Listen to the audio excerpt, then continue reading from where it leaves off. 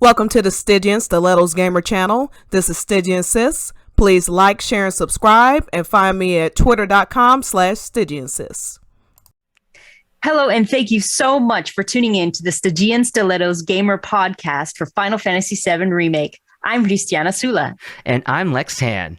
And we are the co-host of a podcast called The Escapists Room, where we escape this wild and crazy world and delve into an even wilder and crazier world. And you can also subscribe to our podcast on anchor.fm and on Spotify, and also follow us on social media, facebook.com/groups/The Escapists Room, and on Twitter and Instagram at Escapists Room. And you can follow all of my acting exploits at www.hristianasula.com. That's www.hristianasoula.com. And you can follow my broadcasting exploits at Lextan Media. That's LEXTANMEDIA on Twitter and Instagram. And now, back to the Stygian Stilettos Gamers podcast. So can y'all just introduce yourselves one more time? Ultra, if you could. It goes gravity. Yes, and then we'll skip back to where we were. Got it. Yes, Ultra, if you could introduce yourself. Okay, Ultra Highwind Z, content creator. I upload to YouTube. I also have a Twitter and a Twitch.tv. And that's it. Follow me on those. Awesome. All right, John. My name is Jon Ford. I run a God of War fan YouTube channel. You can come check me out at youtube.com/JonFord543. Awesome. Hristiana. I'm Hristiana Sula. I'm a filmmaker, short films, commercials, full-length feature films in Texas. And I'm gearing up to shoot a sci-fi short film called Pod using the Unreal Engine 5 technology. Other than that, I like to co-host a podcast called The Escapists Room with Lex Tan right here.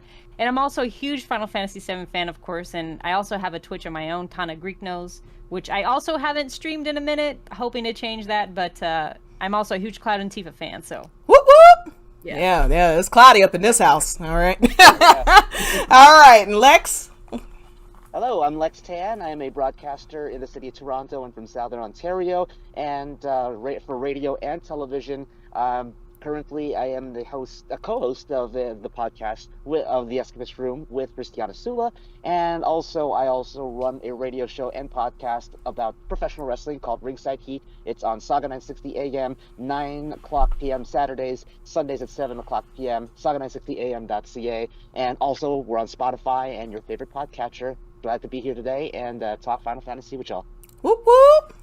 I love that. I love to have these pros on the panel with me that don't screw up the don't screw up the audio every time. All right, so skipping back to where we were because everybody could hear me, so I don't have to worry about that. So, I always get nervous when it's I'm looking at what was actually said here. So it says the Square Enix creative director announced that the Final Fantasy VII 25th anniversary news will arrive in June. He's saying the anniversary news will not Final Fantasy VII Remake news, the anniversary news. See, now that's a line that, as a former writing major 100 years ago, makes me very nervous. That's some legalese happening right there. Okay, so I'm hoping that we will actually get something. I mean, give me just Vincent's cape or nipple something. I mean, I can't do this anymore. I need something. I think we will, because this is exactly how they basically approached the Kingdom Hearts 20th anniversary in a similar fashion. So I could see them sneaking in a Remake Part 2 teaser or a trailer announcement. Just give me a toe of Vincent's anything. I mean, You and Vincent. I feel like Ever Crisis is definitely going to be shown here. I think because it's supposed to be released in 2022, right? Yes, September this year. So I think Ever Crisis is 100% going to be shown. It absolutely has to be. Mm-hmm. That's true. You're absolutely right, because they said it's going to come out September, October-ish. Right. So yeah, that's part of the news that we got recently. It's been interesting what's been going on with Sony this week. But sorry, who wanted to talk next? Oh, we're just gonna say, yeah, Ever Crisis is definitely coming out in September, so they technically could give another extra tease to Ever Crisis, because like you said, the wording on that was iffy. I thought the same thing. Can't get our hopes up too much. I mean, of course we want a trailer, but I'll keep my distance. But Fingers crossed. John, what did Kratos say? Close your heart to it. What's this? Keep expectations low and you'll never be disappointed. Yeah. Oh, yeah. Hey, sage words, But, yeah, and speaking of just 2022 in general, when they said Ever Crisis, see, I thought that the anniversaries had already passed. But the 35th anniversary of Final Fantasy actually is in December. What they did was do sort of like a preview of the anniversary where they released all those shirts and put out all that stuff. Mm-hmm. And I wasn't crazy about the design on the shirts, but that's another story. Some of them were cool, but yeah, but the 35th anniversary of Final Fantasy as a series is December 18th. Now, what's striking about that is they say we're going to get something. We're going to get remake, some trailer, something. We're going to maybe even a release date. Now we know that Ever Crisis is going to be coming out in September. Traces of Two Paths is going to be coming out in November in English, and then 5 days before the 35th anniversary, the Ultimania Plus is coming out in English. Now that seems there's too many things happening at the end of this year, Final Fantasy VII related, for that to be a coincidence for me. That's a lot, yeah. That's a lot. They are late. It is. Mm-hmm. It is their most successful franchise out of all of the 15 that have been released so far. Really, I didn't know that. I mean, 14's up there. I mean, let's not lie. 14 is very popular right now. But as far as like the linear story, and you know what I mean, like a true Final Fantasy, if you want to call it that. Yeah, absolutely.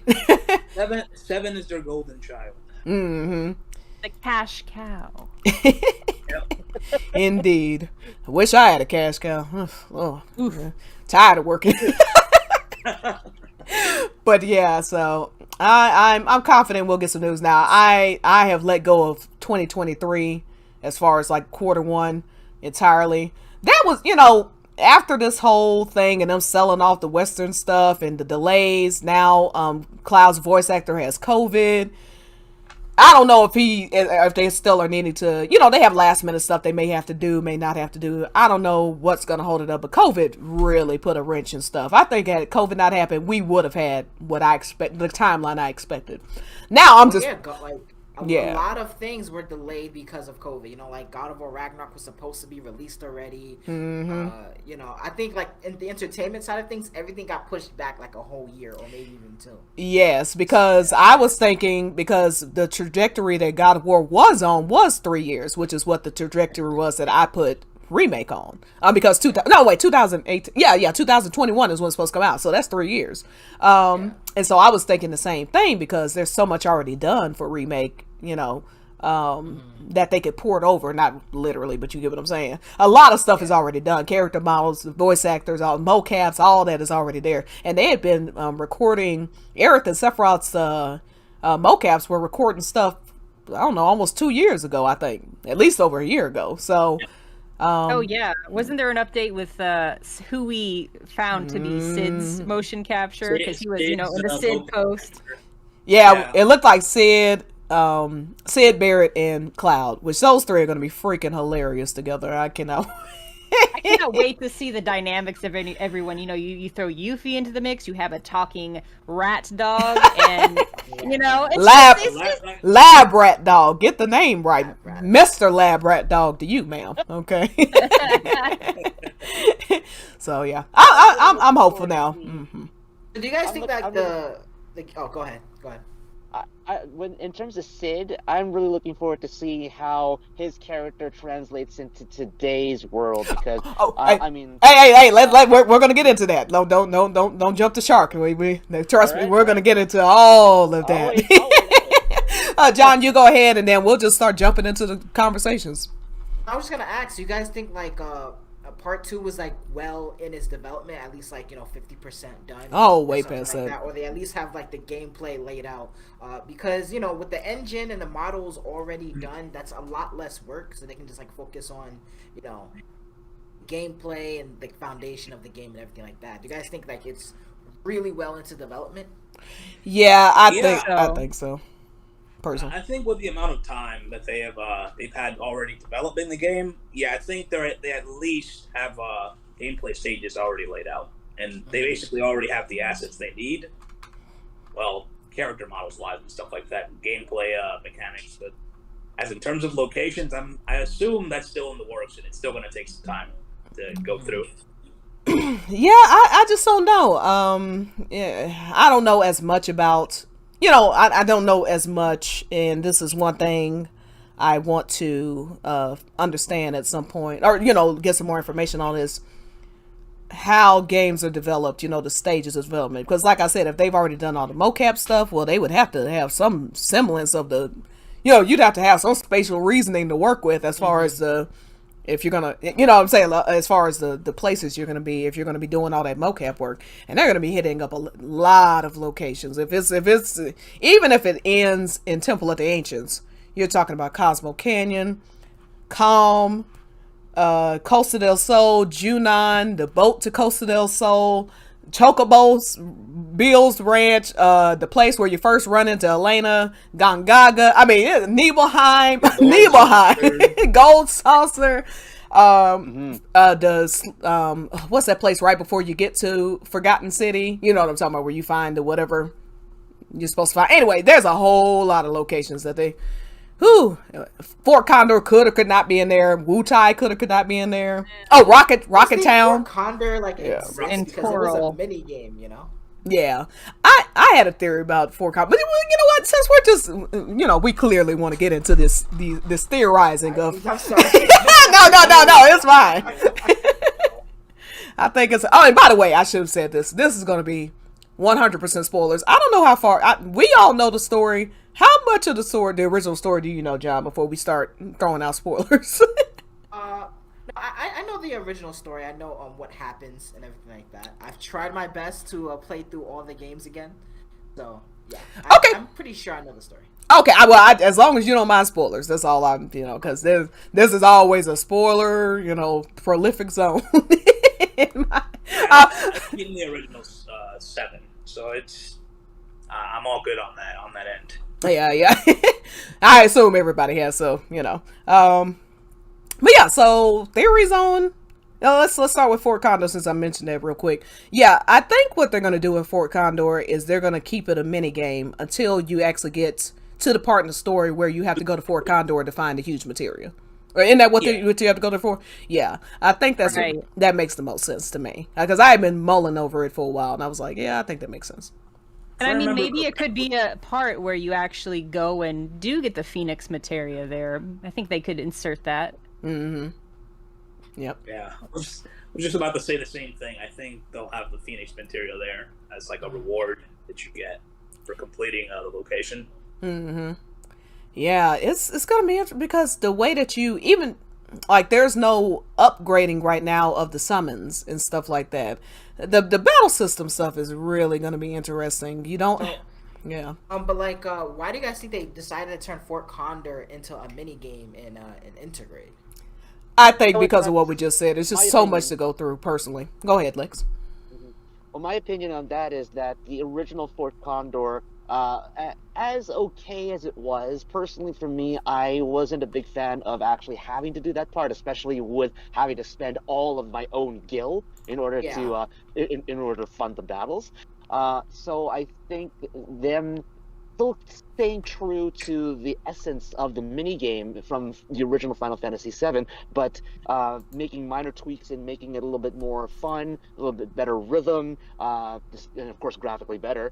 I think that's it was something I think they wanted to keep, but had to improve on because there was no excuse. There's no excuse for having to pay 20,000 gil just to make sure that you have a good enough army to take down the big Shinra bot. I didn't realize that's how much it was. hell no. Yeah, hell no. Because yeah, go ahead. I would just usually what I would do without cheat codes or without the Black Chocobo mod, I would just go and allow them to get attacked, and then just jump into the battle mode and just and just finish it that way. In that case, I get to keep my gil. I still get all the items, I think. Oh, am I keeping that gil? Yes, because that gil is no joke. It's hard to come. I'm playing through Final Fantasy X right now, and I'm to the part where it's Yojimbo. 190,000 gil to get this mofo, and then I can't even use them without some more gil. I said, hell no, I'll come back and get you. I can't do this right now. No, I got to pay you to help me. Extra side quests in 10. Like I never 100% completed 10. Oh, impossible. I mean, I'm sure Ultra has, but the rest of us humans, yeah, we Wait, what was? I said, us humans could not ever 100% Final Fantasy X, but I'm sure Ultra probably, I probably will someday. See, there you go. There you go. I'm not jealous at all, I promise. But yeah, so what else are some other things y'all looking forward to? I know we mentioned, Lex had mentioned the characters. Let's jump into that. Oh man. So let's go one at a time. We're gonna do Sid, Vincent, Red 13, Kate Sith, or Kate Shi, whatever the hell his name is. And then I honestly don't know the real pronunciation of that character. It's Ketchy. It's Ketchy. Yeah. Ketchy? Like catch it. Yeah, Ketchy. I don't know. Not cat shit. She. It's a Scottish thing, apparently. So. Right. I know. I have some Scottish moots on Twitter, and one of them, Amy. I love Amy. She's like, I can't stand his accent and having children. I was like, well, how did you feel about Mimir's accent? She was like, oh, it was great. I was like, okay, well, there you go. There you go. Mimir is the shit. But anyway, we're not gonna get into God of War. I'm just, all right. But yeah, well, hell, let's just start with Kate Shi. Do you think that there's anything like I'm gonna go from least important to important? So Kate Shi, do we think one? Is he really gonna kidnap Marlene? I mean, I guess he has to, but I feel like the redemption arc with some of these characters was just not cutting it. You know what I mean? Like you threatened to kidnap a kid, and then it was just like, oh, we just forgive you, okay, because you sacrificed yourself. Except you're a doll, and it didn't mean anything. I mean, for me, well, here's one way I think that Ketchy or Reeve could kidnap Marlene. However, make it not be like dumb like it was in the OG or Final Fantasy VII. It's possible that maybe Heidegger or Palmer or whatever in the inner circle of the Shinra brass could find out that Reeve is working with Avalanche or something like that, and using him or using his family or just some sort of situation to blackmail him into doing their bidding. Because they have some sort of feeling that he might be a dissenter among their ranks, and so now it's like, okay, you know what, you're gonna we know something's up with you, so now you got to prove your loyalty to us, and that's what he's gonna basically be backed into a corner. He's gonna feel like he has to kidnap Marlene in order for this cover not to be blown. Yeah, because Reeve and Tifa are a lot alike in this sense. In the sense that, well, this is going to be a weird analogy, but Tifa, as part of Avalanche, she wants revenge on Shinra, but her heart, you can tell her heart just isn't as into it as it. Like Barrett is full blown. It's time to kick some ass. I don't care what the hell we got to do. We got to get these motherfuckers. You know what I'm saying? Like that's what Barrett is. And she doesn't, it's not, but the difference being Barrett and those people are her family. Like, I mean, that's part of where the Golden Trio idea comes from. They have this bond. I mean, even especially when they collectively lose Jesse, Biggs, and Wedge, and they were like they are this trio it's like a blood bond almost. She would never betray them. Like, whereas Reeve, I feel like, I don't think he has any loyalty to these fools. So yeah, I think the only way they could, I don't even think threat of death would move Reeve, but threatening his mother or threatening you see what I'm saying, or threatening to destroy another sector if he doesn't do what they say or something like that, or even deeming him a traitor to his country, or I mean, you know, whatever. Something it would have to be something that would move Reeve. I don't even think threat of death would, you know. And I totally Reeve. agree with Lex, right? I think like Reeve is a good person at heart, so I think, you know, blackmail him, you know, bribe him, make him, you know, do what he has to do, you know. Totally agree with that. Hey, blackmail him, whatever you got to cut off a hand, whatever you got to do. You know? But I mean, they better redeem him. They better do something, because that whole fortune in the Temple of the Ancients stuff, the whole Aerith Star and Cloud Star, that was he was being so inflammatory, and I just wasn't with it. I mean, and obviously, like, you know what's so funny is in the Ultimania, you know, because they talk about how horrible his fortune telling is, and they mentioned that exact line, that exact part, like him talking about, yeah, his fortune telling is terrible, you know, like that time he told Eric that Cloud and Eric were meant to be together. I was like, God damn. Well, those Ultimanias be trolling the shit out of them for real. The red herring, you know. However, I do have a headcanon theory about that, though. It could be possible. It could be possible that Ketchi, the Moogle part of him, has some sort of scanning technology. That when he scans Cloud, it's confused. It seems like he's Zack. And so basically, and so maybe the Moogle is thinking that all those things that line up, it's Zack. So he's like, you know, oh yeah, Zack's Cloud Star and Air Star, but he actually means Zack.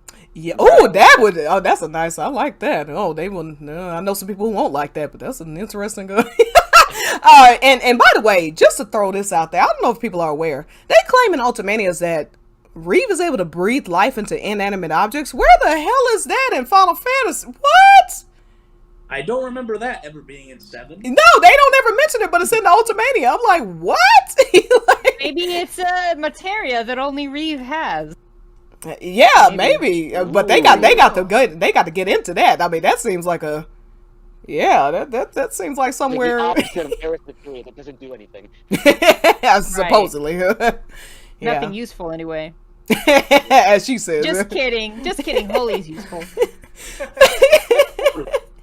Oh, what else about and yeah, they've got to have a good redemption arc, because look, threatening to kidnap a child, I just don't.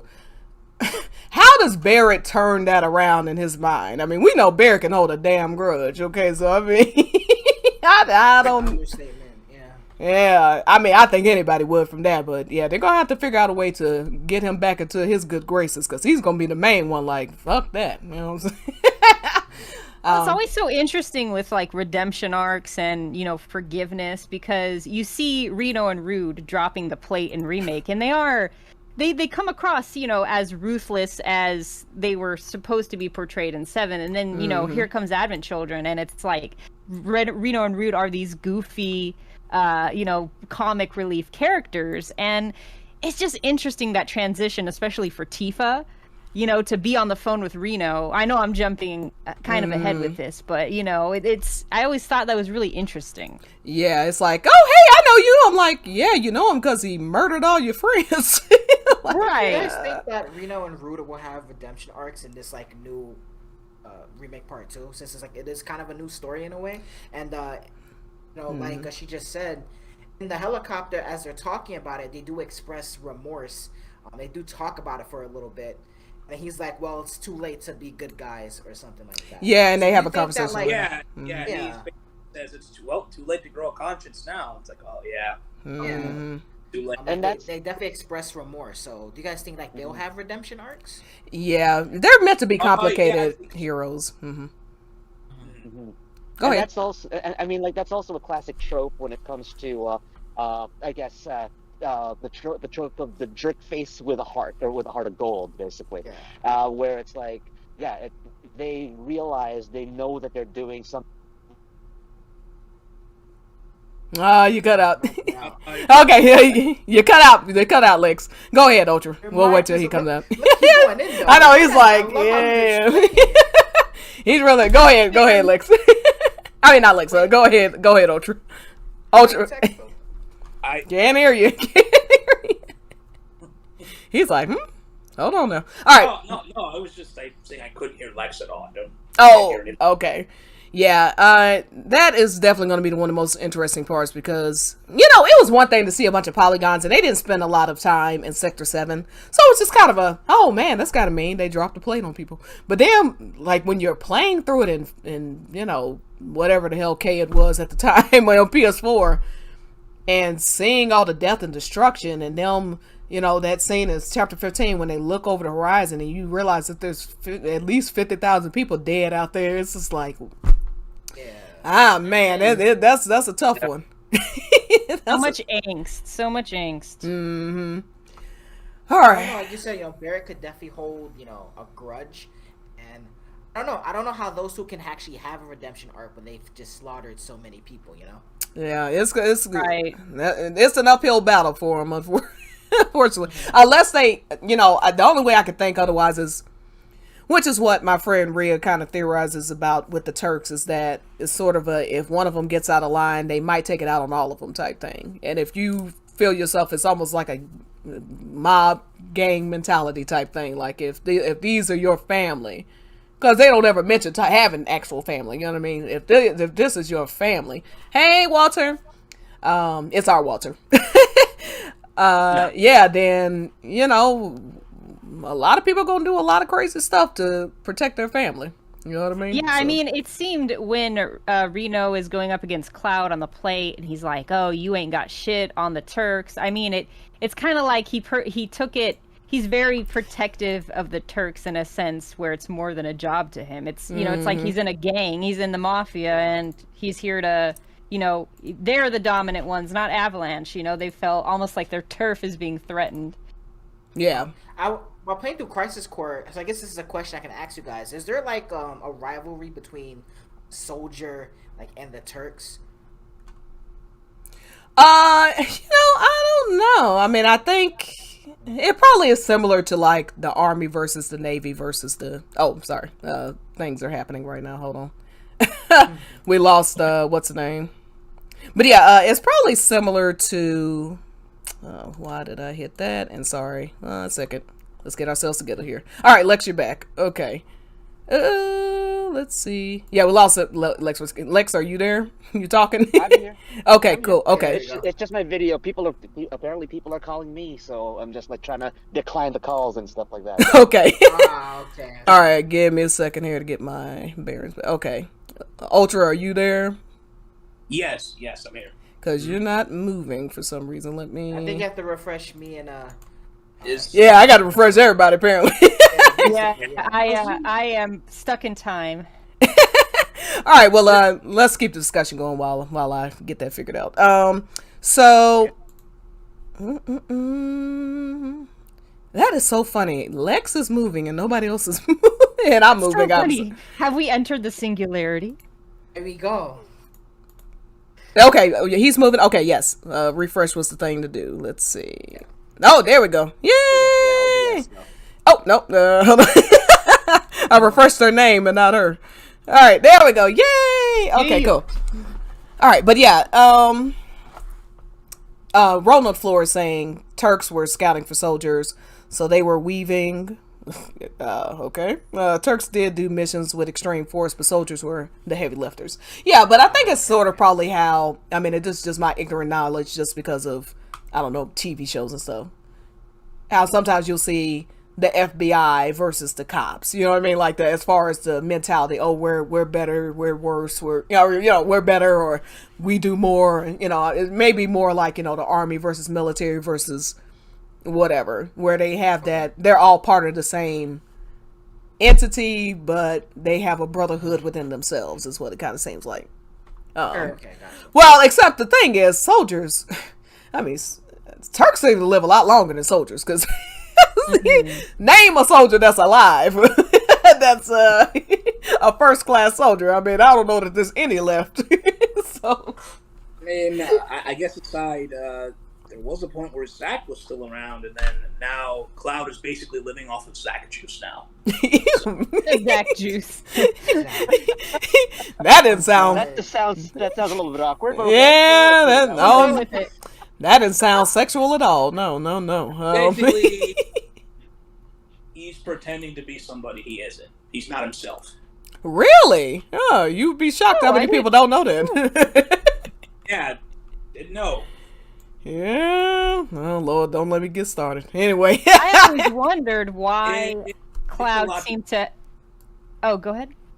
No, I was just saying it's a lot to get into, the whole Cloud not being himself thing. Mm-hmm. I always wondered, how much. Now, remind me, or if I'm wrong or anything, but it's like how many Genova cells did Cloud get pumped with? Because according to, I think it was the president or Hojo, there's cellular degradation going on, and so why is Cloud immune? What makes Cloud immune? He's still alive in Advent Children. He gets geostigma, but that's something different. So I'm like, is Cloud just immune because he's the hero? I mean, what's our I know. Apparently explained. That's apparently explained in the lore that In Crisis Core. there's the G, what do you call it? The G soldiers and the S soldiers. G for Genesis and S for Sephiroth. And because Cloud and Zack were exposed to Sephiroth cells. Yeah, the S project. Apparently, there's something with that. There's something about that that does not include the cellular degradation that the G soldiers do. Exactly. That's exactly what it is. The S cells are prime. Okay. Yeah, because Sephiroth, Cloud were like the only two people that were not failed experiments, I guess you can say.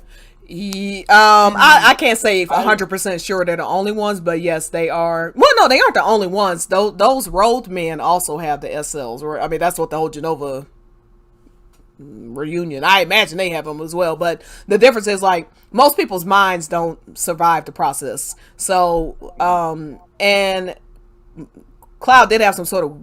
They say it's up in the air a bit for me in my mind because people say that Cloud had a weakness to it, and that's why he goes into that catatonic state. But that also doesn't make sense to me if Cloud. I mean, the second he sees Tifa's face at the train station, he jumps to his feet and he's fine. I mean, that doesn't make these two things don't go together in my mind. So I'm still processing how it could be a physical condition and yet just seeing. I mean, Tifa's radiant, but I mean, she's no miracle worker. You know what I mean? So think that, the soldier we saw in Remake, he experienced the downside. Yes, you said it was Roche. Yeah, Roche. I think he's going to be our example, and a lot of people said this before me. I think he's going to be our example of what happens to a regular soldier, and that's why they set it up with President Sharon saying what he says. Let me say to the comments real quick. I want to keep up with the people in the comment section. I appreciate everybody who's joined so far. So, Red Flare 006 said, like President Shimmer said, accelerated cellular degradation. Absolutely. Rolling the Floor says, Turks were called the research division, I think, when Vincent was a Turk. I can't wait to see more of that. We're going to get a lot more of that when Vincent comes around. And let's see. Say Mambo. no to Lucrezia. Oh, absolutely. Mambo Combo. Thanks for joining. Cloud is impersonating Zack for the majority of the game. It's almost like you're paying attention. I appreciate that. It's almost like, because people who tell me that there's no real Cloud and Soldier Cloud, I really have to question your sanity, to be perfectly honest. Let's see. President Sure full shit when he said that. No, he wasn't. He was I mean, he didn't give the whole truth. Let's put it that way. He isn't lying. The people who got the G cells, that's why Genesis was looking a hot mess. The half of the, yeah, he's told a half truth, which the game does a lot of. Zack supposedly had both G and S cells, so he wouldn't have had degradation, but Genesis couldn't do anything. Yeah, blah blah blah. With that, yeah. Okay, so yeah, it's and they're going to get a lot more into that because they are incorporating all of the compilation into this game. So, which you could see brought up Genesis, and I want to ask: is he still alive? Are we gonna see Genesis? Because remember at the end of Dirge of Cerberus, or one of the games, he was still alive, and I know Like, so do you think he's gonna pop up somewhere in Remake Part 2? There was that teaser, you know. I don't. Maybe in Remake Part 2, a lot of people are like, "Ugh, we don't want to see Genesis." But at least this time, he won't have Gak's face because of copyright, you know. So he's not going to be Gak's Genesis. It's going to be someone else's face. So I guess so. Yeah. Genesis was alive in Dirge of Cerberus. He might have a comeback, so that's what Red Flare says. So yeah, honestly, I don't remember that. I beat Dirge of Cerberus when it first came out. Never picked it up again. It's still sitting in my. I still have it to this day, but I have not ever played it again. Me too. But I do remember him at the end. There was that tease, and I remember there were stirrings. There were stirrings of you know, a part 3 to FF7. You know, because technically, you know, Advent Children was part 2, and then there was Dirge, and there were stirrings of another game, but never really happened to continue the timeline. So, well, that's why everybody thinks Remake is a sequel, but you know, we'll get into that later. I don't know, whatever. I can't wait to get to the theory section of all this. It's gonna be great. Oh yeah, well, let's get through the rest of the characters. So, Red 13. Mostly, we've seen some Red 13. The two things that come to mind for me is how they're gonna turn him from this like sage character to this 16-year-old, which is what he's supposed to be. Cloud and Red 13 is supposed to be 16 years old mentally. I don't know why. True. Words are hard today. So I think it's gonna be cute when he sees Bugenhagen and he turns into like this, you know, like, oh daddy, you know, grandpa. Yeah, it's gonna be cute. And then also, yeah, just in general, the battle system. Man, that's gonna be crazy. Red 13, like someone went into like the files and he was actually a fully playable character. Like you can actually control Red 13 with mods, stuff like that. So do you guys think that he'll be a actual playable character, not like a side character that does attacks? Oh yeah, he will. He better. Yeah. He will. Oh yeah. Yes. Because I heard it was just due to time that they didn't put it into Remake. The part 1. They basically didn't have enough time to add in his gameplay sections. Which I mean, it is a nice tease at the end of the day, because man, I was pissed too. I was like, man, we can't play as Red 13, but it sort of made sense last minute. So it's that more making me look the part even more sassy. They did such a great job with him. I love Red 13. I'm still confused about that teaser that they put out in December. It still doesn't make any sense. And well, I don't know if I call it a teaser, but they came out with this huge billboard of Red 13 running away from Shinra firing.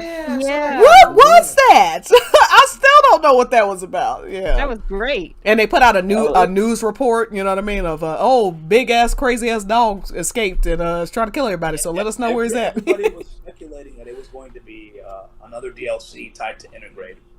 Yeah, but I think Nomura said they're not going to have any more DLC until Remake is complete, which then comes to mind. See, that's why I always go back and forth if it's going to be 2 parts or 3 parts. But you know, anyway, yeah. So I think 3. I think 3. I definitely. I hope 2. I really hope there's only 2. Me too. Because I was convinced that God of War was going to be a trilogy, and then they were like, "Oh no, this is it." I was like, "Whoa, okay." So I don't know. Yeah, anything's possible. But yeah. Sid. Now Sid is you know what? Let's go to Vincent first, because Sid is gonna be a bigger topic. Vincent, mostly I just need Vincent in my life. I had a discussion with someone on Discord about it's gonna be interesting to see how they deal with his limit breaks, because you know he turns into those 4 monsters, and the monsters go, once you turn into them you can't unturn, you know.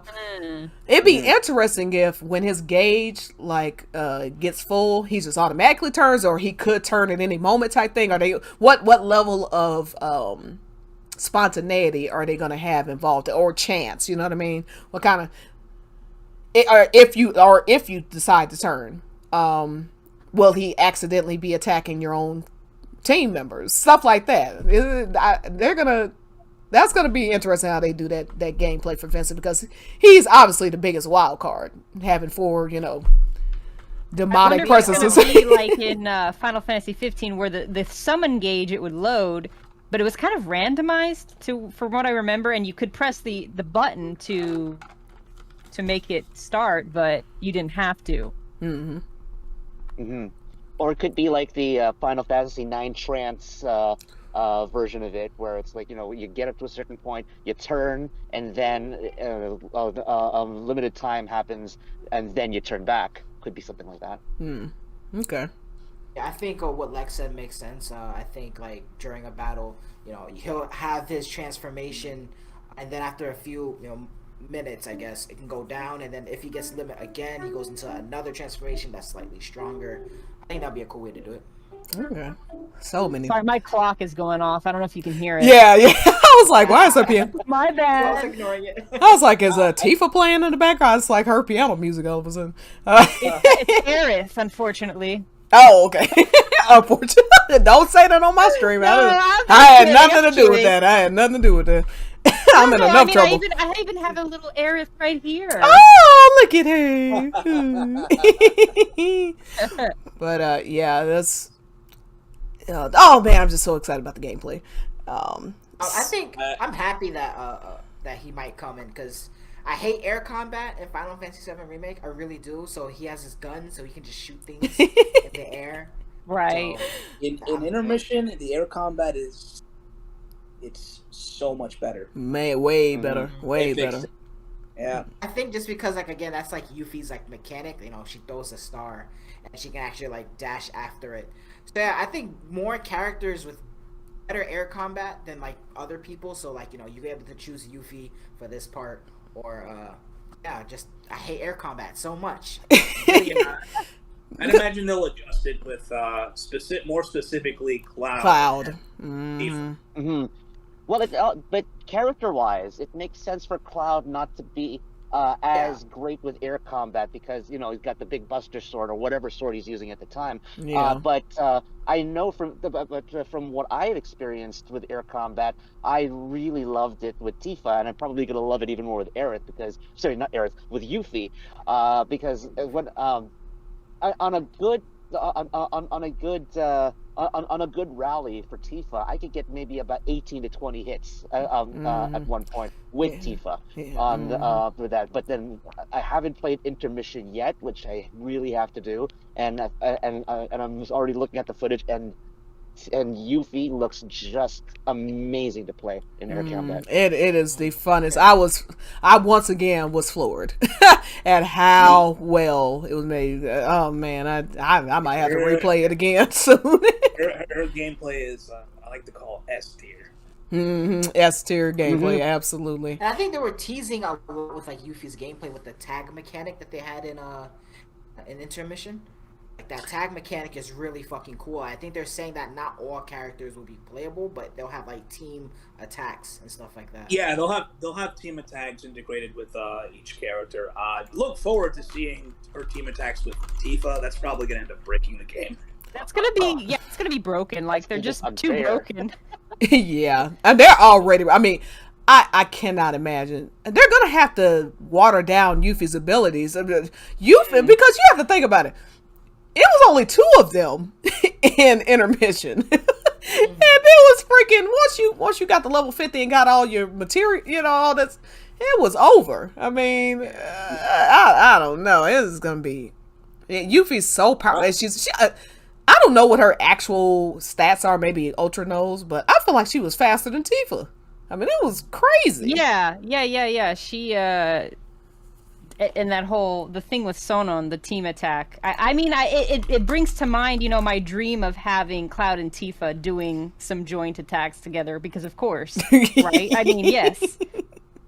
Sorry, my mind went other places. Sorry, I was like doing some what? Well, and then that comment by Raffle guy too. The monkey business comment.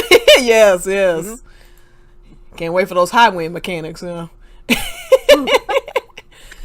And speaking of, the Highwind's gonna be badass. Let's just talk about part 2 in general, because Sid, the main thing with Sid is they're gonna have to tone down his level of cursing at Sheriff. There is no way they can do that. Yeah, I was wondering about that last night, actually.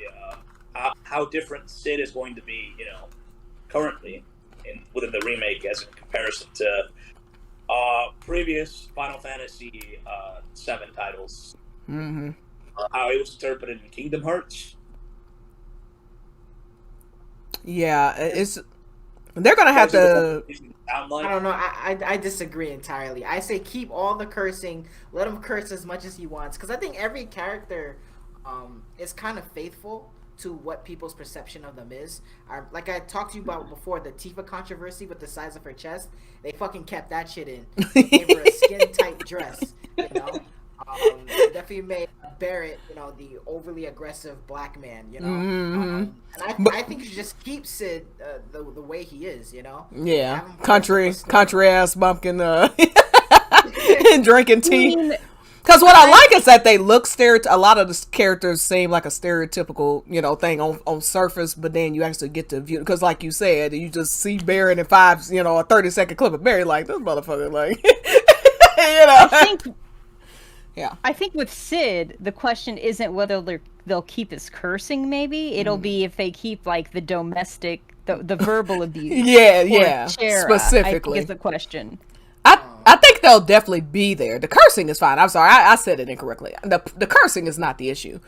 Him cursing and screaming at Shara is and I don't think they should take it out entirely, but I'm saying they're going to have to tone it down somewhat, because looking at polygons shouting at each other is one thing. Looking at a man, like somebody who looks like a human being, shouting at a woman half his size is just not gonna.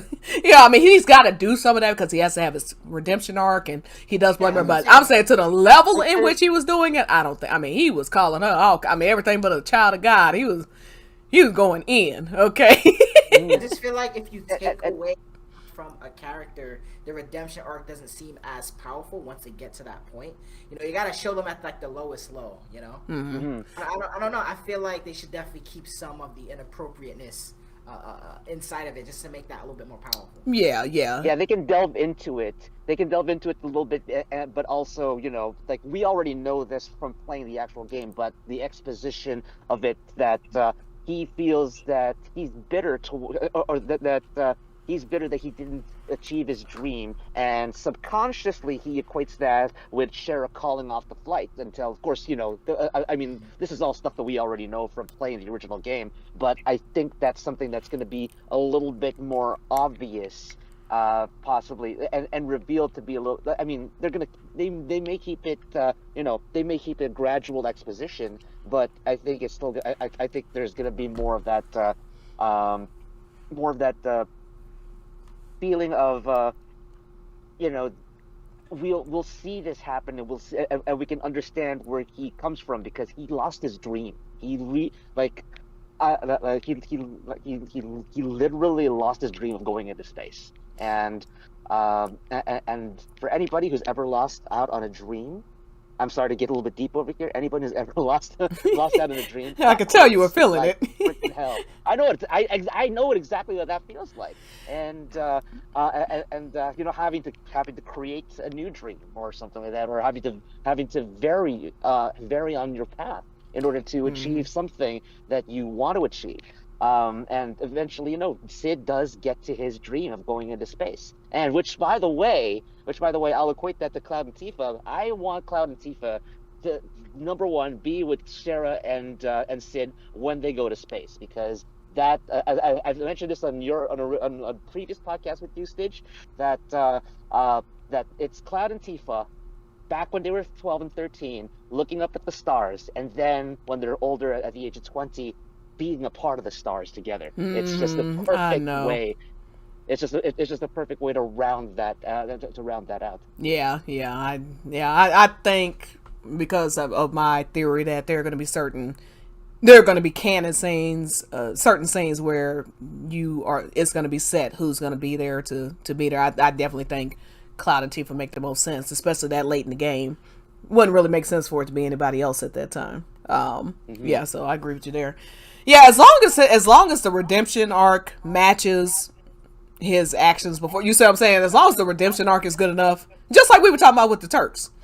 If you make the story as to why they would go along with something like that compelling enough, people will believe. Even if you don't, you know, forgiveness is a weird thing. It's not about, but the player has to be able to move past it in order for them to be not just be a villain, but a complicated villain versus just a flat out villain. Hojo is a flat out villain. Okay, there's no No redemption for that guy. No, I think he is the only one that's truly irredeemable. Other than I would personally throw Lucrezia in there. Though I mean, she could. There it is. I don't know. I just, you know, but you know, I'll leave that for another day. So part 2 theories in general. Anything that comes to mind? First. Yeah, I'm gonna go first. Do you guys think that Aerith is gonna die? Yes. I've talked to a lot of people. Yes. Some people don't believe so. One of my friends says that whoever you choose to be like, you know, your relationship thing, like they did in the remake part 1. Maybe whoever you choose, you know, Tifa, Aerith, or reject both, you get Barrett. Maybe that person is gonna end up dying. You know? That's what a lot of people I've seen. You guys think? they're free to believe crazy. that. I mean, That's crazy that people still to this day they confuse the dating mechanic, which is essentially a mini game, with the narrative, the plot, the overarching plot. You know, Cloud and Tifa's characters intertwined so much together, and Aerith's greater arching story is to save the planet. I mean, it's just there can be no other way. Yeah, and the whole throwing Zach in the middle of it, I don't see that. I mean, but to stay on topic, because we're not trying to pick apart your friend's theory. I mean, a lot of people have theories that, you know, you're going to be able to choose who dies. Please go for it. Like, I'm curious in everybody. That's why I'm here. You know, destroy him. Destroy him. A great friend over here. Hey, get his ass, you know. I will say though, to jump off what you guys are saying, what Hristiana was saying about Cloud and Tifa and their stories being intertwined. If Tifa dies, there is no hope for Cloud. None. There's nothing that his mind is already broken as it is, and to see the woman that he's dedicated his entire being to since he was 7, 8 years old, dead by Sephiroth's hand. By his hero, nonetheless, no less. Former hero. There's no way that he can resolve all of his deep-seated secrets. What's the word again? A sealed-up secret wish, tender memories. No one can. Mm-hmm. Yeah, exactly. And if that doesn't get resolved, then Cloud will never be the real Cloud, and he will seeing Tifa die, his mind will break still, but he'll never find his way out of it. Yeah, he'll be in a worse state than he already is in. Yeah. He would never recover. Yeah. Here's the cold hard truth. Okay. Okay. Whew. Here's the cold hard truth. We're here for you. Yeah, no, I here's the brutal, honest truth. I'm gonna start with why Aerith. Well, there's 3 things I'm gonna say.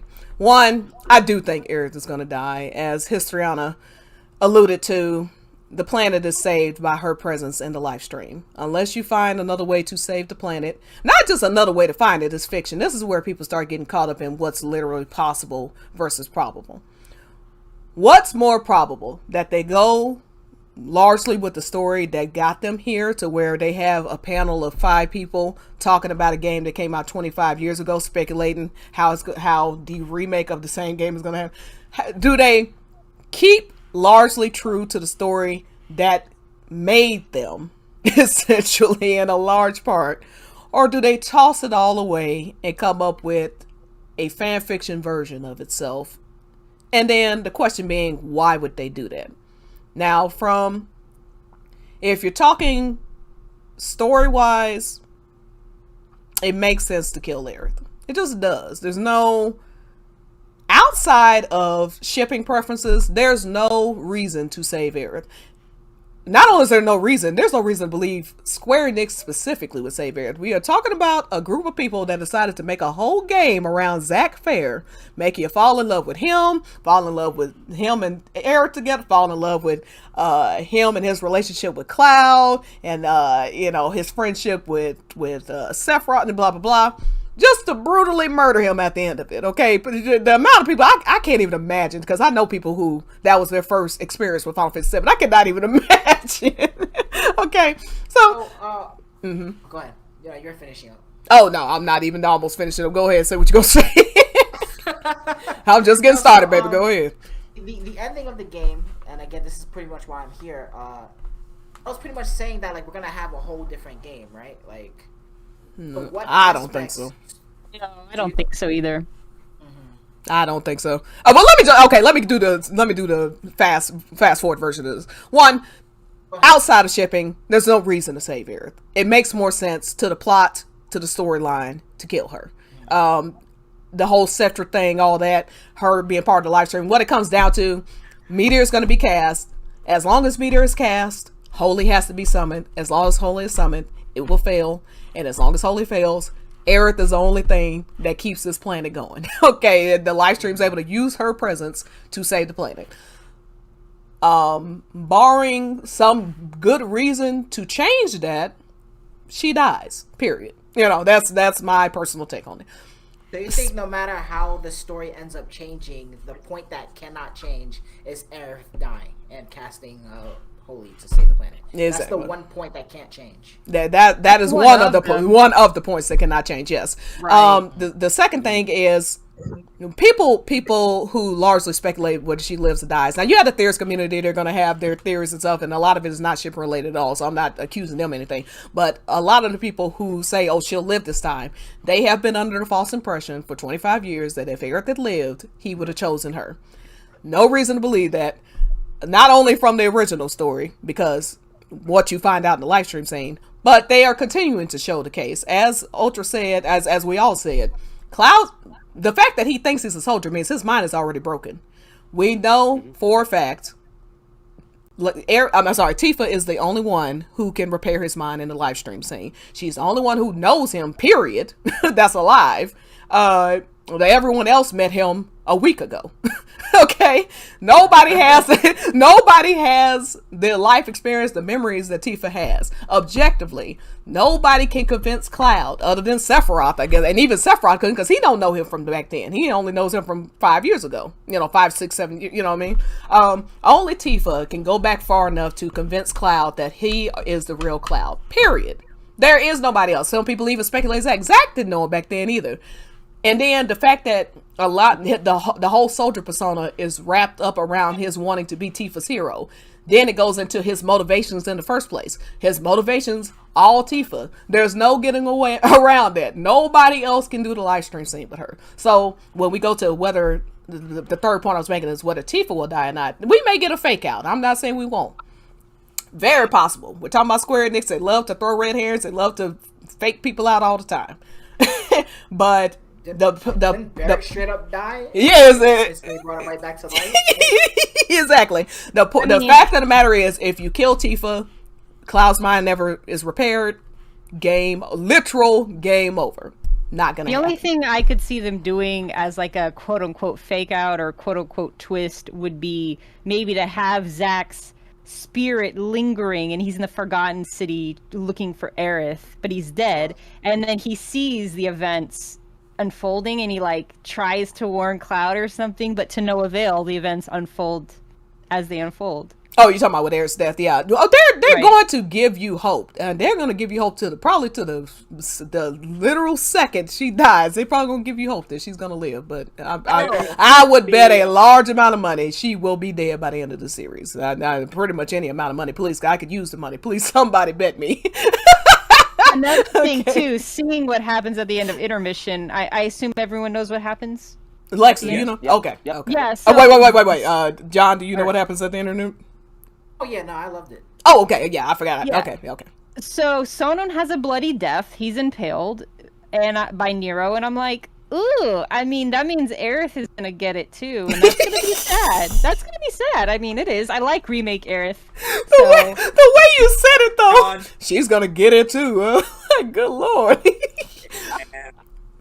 And look, yeah, go ahead. I'm going to show y'all something that Square Enix put out, which is further proof that Aerith is going to die. But go ahead. Whoever wants to talk next. Oh, yeah. No, I was going to add to the Aerith scenario. If she were to live as opposed to dying, then the events that take place post FF7, the Advent Children, and Dirge wouldn't make any sense. Exactly. And they're all part of the compilation, right? And not only just part of, not like this is a thing in the past. They're making Ever Crisis. They just reaffirmed that they just celebrated the anniversaries of Crisis Core and Advent Children. I'm sure they'll do the same with Dirge of Cerberus. Like, these are things, if I want to leave this in the past, like they have Dismantled, like they have Maiden, they've left those in the dustbins of history. That's what you do if you don't want something to be considered canon. You know what I mean? Like that, they wouldn't keep bringing these things up and integrating them inside of the game. We're seeing Dirge of Cerberus in the game, Crisis Core, Advent Children. We're seeing even before Crisis. These are moves you don't make if you intend to completely change the story to where it has a completely different ending. You know what I mean? I love Last Order just because of the Zack and the super cute Clody scene. God. But yeah, so I'm sure I'm at odds with a lot of people, you know, and at the end of the day, none of us know. We're all, whether based on something or not, at the end of the day, none of us know. But I'm just gonna take a wild guess and say, though we'll get a lot of changes, things ultimately will end the way they always ended. Yeah, the way they're meant to. Yeah, it's basically going to be, expect FF7 to be the way FF7 always has. Which is basically what they said. Yeah. Yeah. Oh yeah, and they have said that. Because the thing that people like to quote, there's a quote from one of the developers where they said there will be large changes, and they use Wall Market as an example, and it is a good example of but what they mean by there will be big changes in some of the places in the game. Wall Market and Remake is nothing like Wall Market and OG, largely. I mean, it's largely completely, but the how you get there, exactly. But how you get there and what occurs after remains the same. You still only go to Wall Market because you see Tifa going by and chase after her, and you still go, and at the end of it, you still rescue Tifa. You still end up in the sewers. Sector 7 still is collapsed. You know what I mean? Like, it's so even though the middle changed a bunch, it didn't change the outcome. That's what I believe that they meant by that one. Yeah. I think it's, necessary modifications too. It's not just like they changed it because they felt like it. I mean, they obviously felt like it because, Cloud getting molested in a bathtub by a bunch of dudes. Disturbing for him, but also too, you don't want to portray gay dudes as rapists in 2020. Yeah. Yeah. I mean, it is what it is. Yeah. Speaking of, by the way, this is what Square, the official Final Fantasy VII account put this out, okay? They are even mocking the fact that this looks like him holding her dead body. I mean, look, I'm just saying. How did they mock it? What did they say? Because look, it says, anyone else notice this? Is Cloud holding Tifa, I'm sorry, Cloud holding Aerith in a bridal type, Oh yeah. It's supposed to right. it's supposed to be reminiscent of him holding her body in Temple of the Ancients. They're putting this out here, and they make Sephiroth Aerith jokes all the time on the other accounts too. I mean, I think they're just leaning into everybody know, and this is what I always say. Just since we're talking about things that we can expect out of part 2, they know that people the jig is up. People know Cloud ends up with Tifa. People know Aerith dies. People know these things. So instead, they're looking for a different approach to make the game feel fresh and still suspenseful, and emotionally impactful. But they're going to do it in a different way. For instance, I'm very convinced that the way that they're going to make Aerith's death more impactful is, for one, you see her building these friendships with the entire team now.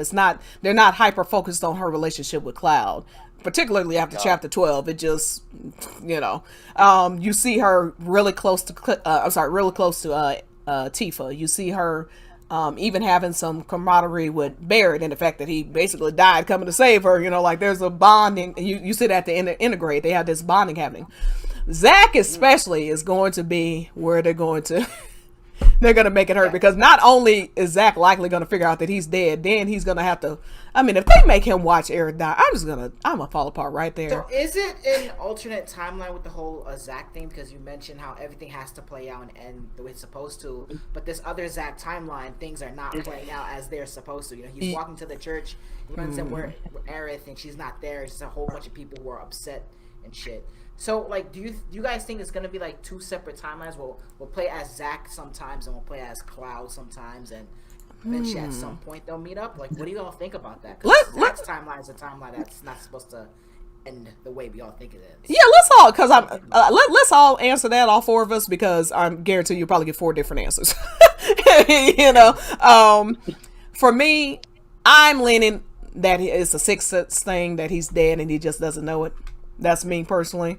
I think eventually he'll come to the realization that he is dead, and someone forgive me, I forget who, but somebody put me onto this idea that it's the same thing as Elmira. Yeah, that was me. Oh, okay, yeah, because Aerith is the one that tells her that somebody came a long way to say goodbye to her, and I feel like Zach is eventually going to come to the realization that he's dead, but he still needs to have that goodbye. So yeah, I personally lean that he's dead, but it's either he's dead or it's an alternate reality. He's not alive in the same timeline, in my opinion. I think that the only thing that's like showing that it's an alternate timeline is I'm not sure if you guys remember, there was like that one little stamp poster that flew by, and it was different than the stamp posters we saw as we played through the game. Yeah, I'm just curious about what you all think about that. Alternate timeline or something else? Somebody can go next. Whoever wants to go next. I think they're possibly pulling a Back to the Future 2 with this game. What do you mean? Where it's basically an alternate timeline type deal, and eventually these two timelines will merge, and we'll get to the point where Aerith is supposed to die, Zack is there, and they're both possibly going to die at the exact same time, or Zack will probably just disappear after Aerith dies, but he just can't do anything about it. He's basically... Oh, that makes a lot of sense now that you say that, because because he might be clinging to her, you know, the whole Elmira thing, the guy that her husband was kind of like clinging to her because she was still alive. So maybe Zack is trying to cling onto Aerith while she's alive. And so when she's dead, he has nothing to cling to, you know? Yeah. Yeah. Are you, Lex? Well, I mean, you've already taken all the words out of my mouth. There's so many things. No, it's all good. No, it's all good. Because there's just so much possibility with what happened at the end of Remake proper and the epilogue to Intermission. There's so many things out there, and you guys have put together probably the best theories that I could think of at this moment right now.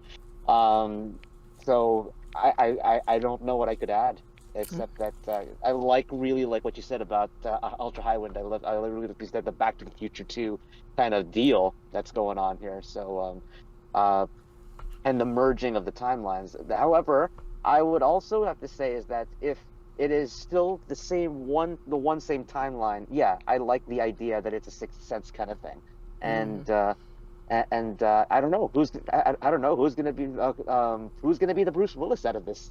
They're gonna be a Bruce Willis. Well, I mean, the Bruce Willis would be Zach.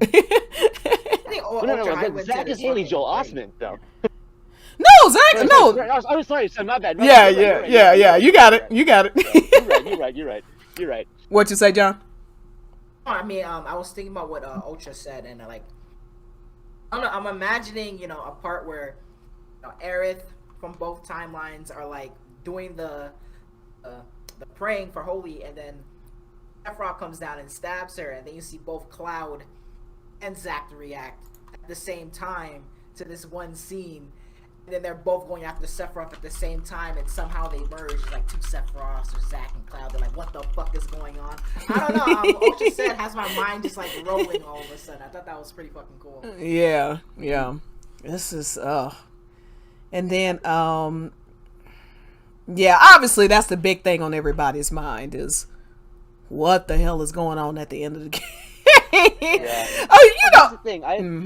Go ahead. I did get a chance to see Doctor Strange in the Multiverse of Madness recently, and they've already and with the difference I think is that there could be a multiverse kind of theory going on, but there's not enough time within Final Fantasy VII Remake and what they want to do to explain a multiversal theory in at least in my mind. With Marvel, they've had movie after movie after movie after movie explaining, oh, multiverse, and yeah, so they've already explained it within that amount of time. So I don't know if Final Fantasy VII, if they have a multiversal theory, they would have enough time to explain all of that properly with and get enough exposition out of that.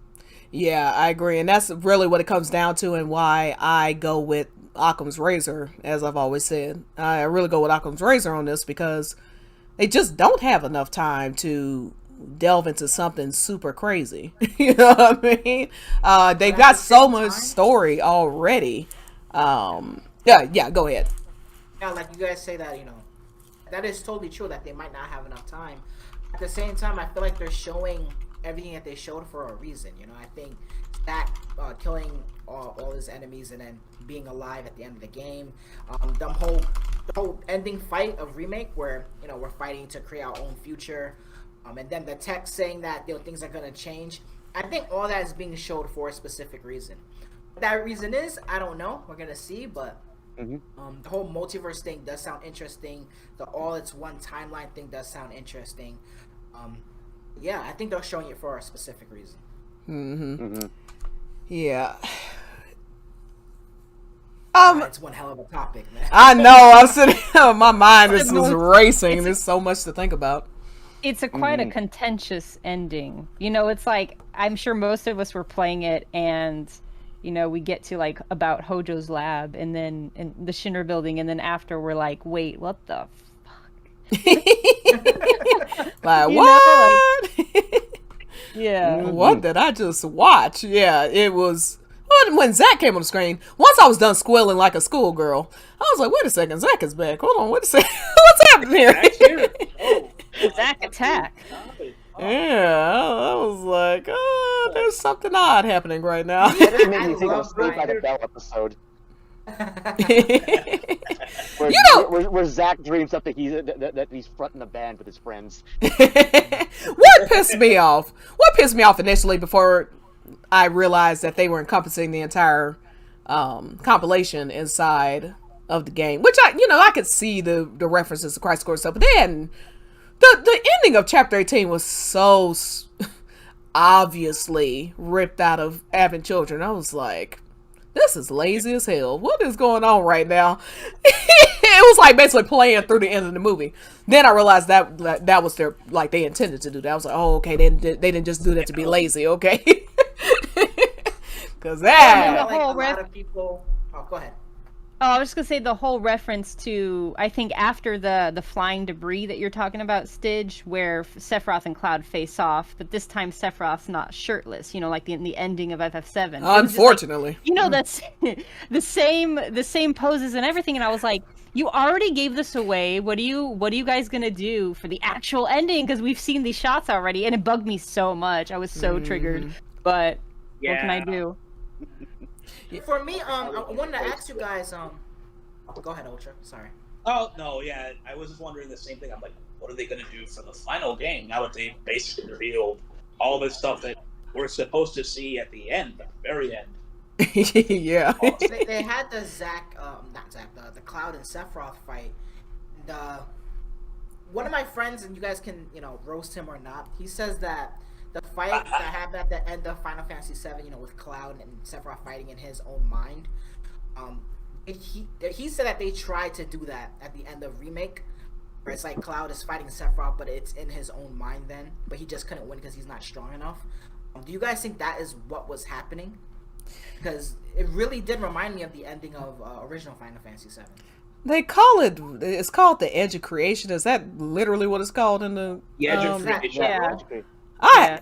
I'm gonna be perfectly honest with you. I ain't thought What does that 5 mean? minutes. I haven't thought 5 minutes about that scene, to be perfectly honest with you. I don't know my disinterest in the scene. I'm gonna go back to the ending and actually delve. Probably hit up Schrodinger's baby seal, and because he's my go-to when I have a dumb question.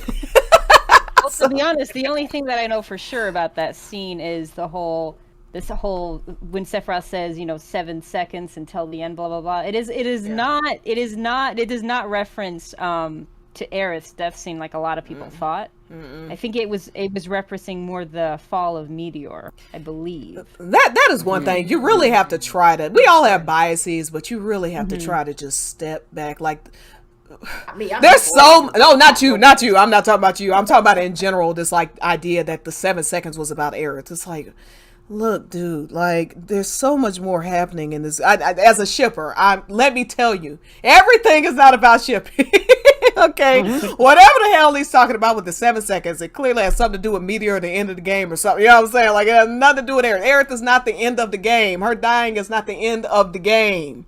Right. Exactly. She I'm died saying it because it's true. She died and they went snowboarding. Okay, I mean, it's like, look, by the way, they're gonna take that out. I mean, it was so disrespectful. I mean, even I would be like, I was like, but seriously, no, I mean, to make a serious point, like, yes, her death was impactful. It was important. It was a critical moment in the game. It was a moment that they realized, like, oh shit, this is like real. Like, people are like, because for Tifa and Barrett, yeah, they had already had that realization moment. But Cloud, in his mind, has not really lost. I mean, he lost people a while ago with Nibelheim. This is the first time that he loses like a team member, somebody who he's gotten close to since he woke up. You know what I mean? He's buried his feelings about losing Zack and stuff like that. So that's part of why her death is so impactful for him. So yeah, so for the player and for Cloud, it's like, wow, this shit is real. Like, people are fucking, and it was a moment where he couldn't protect somebody he cared about, so it impacted him. But it was not the end of his story. The when you were talking about Kate Shee earlier, the whole thing of you'll lose something dear to you. Even Ultimania says, is it about losing Aerith or is it about losing his ego and his mind? I mean, the way that they frame these things in Ultimania, they always frame it as a question involving stuff around Aerith, like the dream sequence and stuff like that in Aerith's house. Whenever it ends in a question, then whatever you think is a initial answer is not the initial answer. I mean, you can safely say that's not the real answer. Okay, so they wouldn't even frame it in that manner if the point was like Aerith's death is what broke him. It's not what broke him. What he lost precious was himself. So all that to say, the 7 seconds is not about Aerith. Damn. Done. Again, and then it seems like I'm serious. This is a side note. It's not Aerith bashing. It's just like, this is the story. If you find this Aerith bashing, I'm not saying an ill word about her. If you find this Aerith bashing, then you just don't like the story of FF7. I'm sorry. It's not about her. Everything isn't about everybody. Everybody plays their role in the game. You know what I mean? Yeah. Anyway, go ahead. So what do you guys think of the 7 seconds? You said Meteor?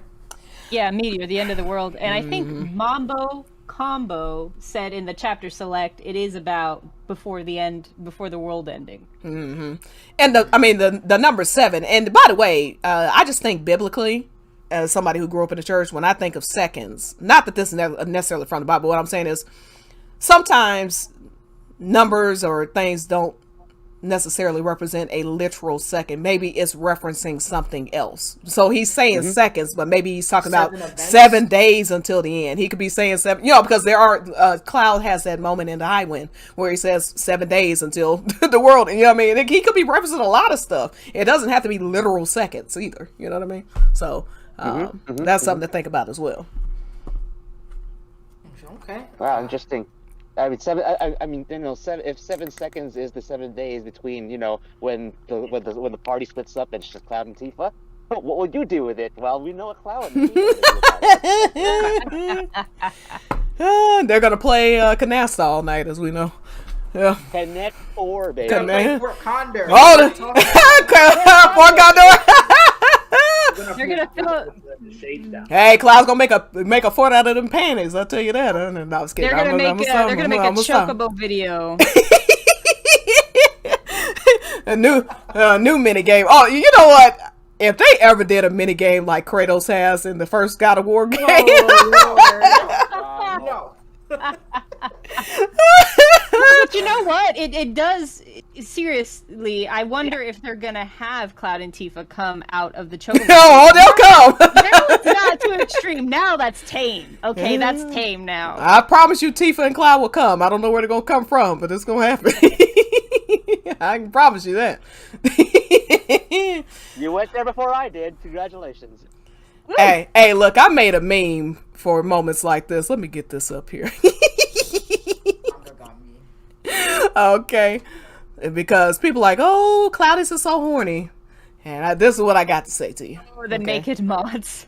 Hey, yeah, bitches, we horny. Keep scrolling. Okay. That's right. That's how we roll around here. Go to horny jail. But yeah. Another question that I wanted to ask was the members of Avalanche, Biggs and everything like that. Mm-hmm. What the hell happened to them? Because are we gonna see Jesse again? That's all I really want to know. Okay, here's I have my thoughts about that. First, Jesse, I don't believe we'll see her again. We might get we might get references to her when they go to Gold Saucer, because she was supposed to be, the lead in the Gold Saucer play. In the Gold Saucer, so we might get references. I don't think personally that we'll see Jesse again. We've already seen Wedge basically fall from the Shinra building, or suggested that he's fallen from the Shinra building 60 floors to his possible death. Possible. So, yeah, possible. It is Final Fantasy, but I'm thinking he's dead. Yeah.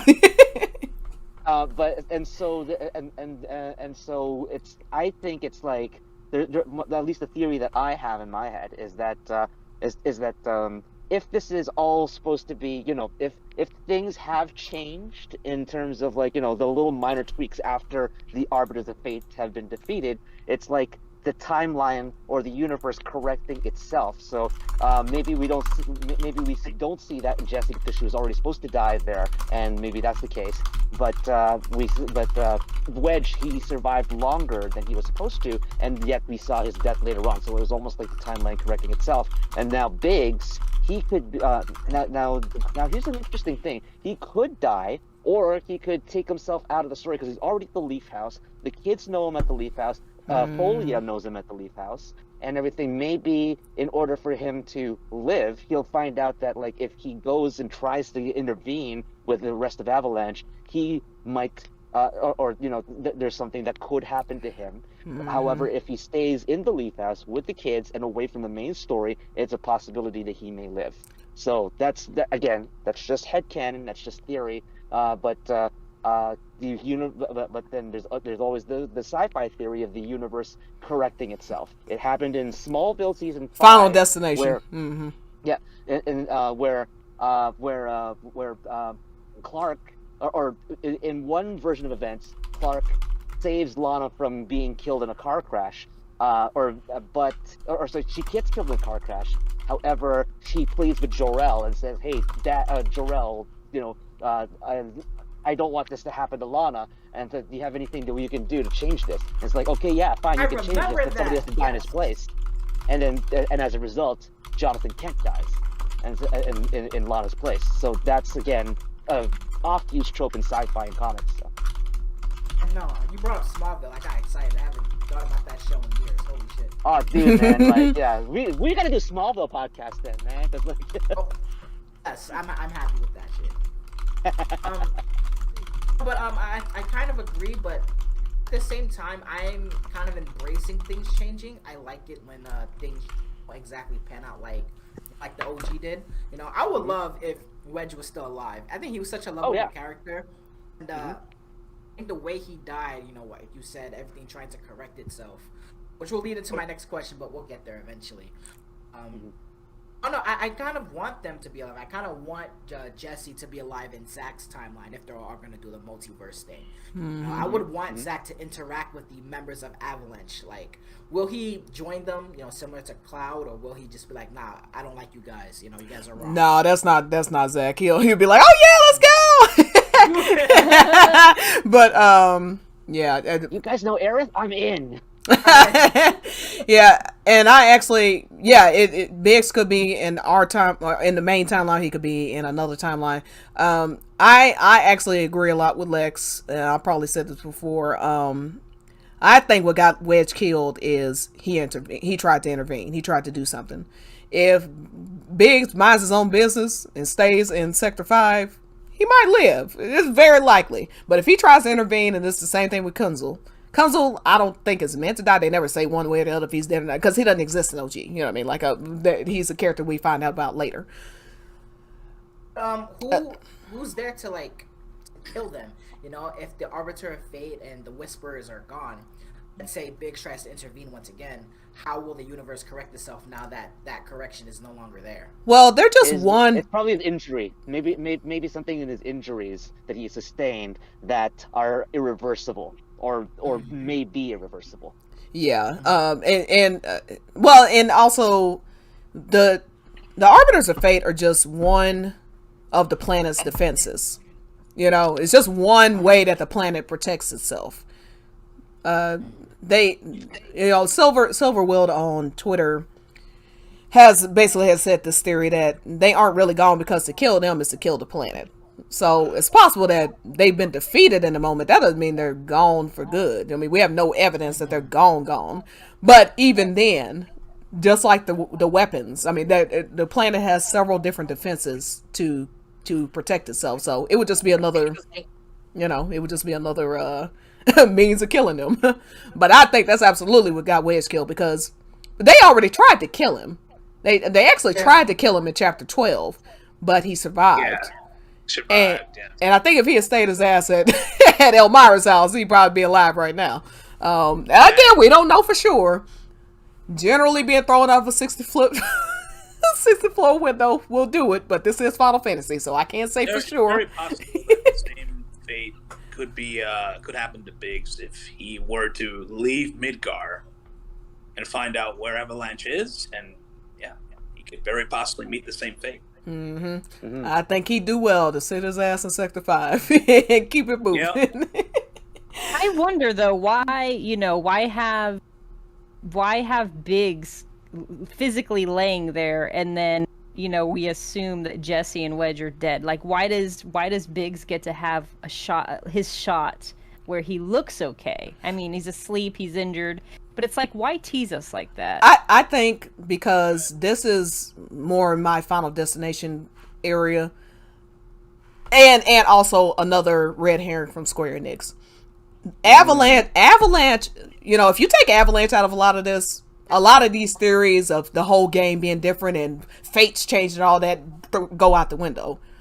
The point of Avalanche is to give hope to the player that, oh, well, Biggs lived, maybe Jesse's alive. That means Eric could live. That means Zach could live. That means that then all they have to do is show Biggs living past when he's supposed to, and the imagination runs wild. He could be dead in the first 20 minutes of the next game. We have no clue. But what I'm thinking is it was just a glimpse into how you can't really outrun fate. Jesse dies. Somebody had to die in the moment. I think Jesse dies in the moment. Wedge seems to escape fate, but then he appears to die. Biggs seems like, okay, Biggs is okay. But my guess is he'll be dead by the end of the game. And it's just a Final Destination thing. You can't outrun fate thing to me. Go ahead. Right, like they're going to get him. Mm-hmm. Go ahead, whoever's trying to talk, sorry. Was that you, John, trying to talk? Oh, no. I was just listening to you guys. But I guess that goes into my next question. I guess I wanted to ask about the Whisperers, because I am very confused about them. Throughout the game, there were moments where every time something would change dramatically, the Whisperers would, go try to change it. When they entered the underground area underneath Sector 7, and they saw all the experiments, the Whisperers pulled them out, people living, that's the point of the Whisperers. But for some reason at the end, it seemed like Sephiroth had control of them. I wanted to ask you all, what the hell is up with that? If the Whisperers are a defender of the planet, like you all said, then why the hell was Sephiroth seemingly in control of them? Yes, I'm so glad you said that. I'm sorry, let me go first on this, because I'm so glad you said that. Oh man, because I had the same realization. the Whispers are fighting everybody throughout the game. They never attack Sephiroth, not one time. They attack Hojo when he tries to tell Cloud he was never a soldier. They attack the team. We see that 100 times. They attack, like you said, when Cloud is starting to remember the fact that he was experimenting on, they pull him out of there. They keep Cloud from killing Reno by pulling him. Like they're going after everybody. Never touch Sephiroth. And from the beginning, from chapter 2, and I'm still going to be on this chapter 2 thing, Cloud and Aerith were not supposed to meet. In the version of Remake, they were never going to cross paths. Cloud was sitting right there at that train. What stopped him? Yes, and that's why the chapter's called Faithful Encounters. What stops him from getting on that train? He sees Sephiroth, and he starts chasing him the other way. And then the alternate route that he has to take leads him dead to Aerith. And what's happening to Aerith at the same time? Those Whispers are keeping her right there. Why? And then what happens 30 seconds later? Sephiroth shows up right there where the Whispers were attacking him, and they all randomly disappear. And then when Sephiroth disappears a little later, then the Whispers come back. I mean, it's too. And then think about chapter 4, when Cloud is sleeping and he has that dream where he's being attacked or whatever. Sephiroth's voice comes out of that Whisper that's hovering over him. Mm-hmm. Yeah. And yeah, it's just too. And then, like you said in chapter 18, it just is too. Yeah, so my theory is Sephiroth. We have to remember Sephiroth fell into the live stream alive, and so did Genova. You can think of them as parasites to the planet. They're an infection to the planet. So we can't even fully trust the planet's motivations at this point. I mean, not necessarily motivation, but its actions entirely at this point either, because who knows how much control Sephiroth has.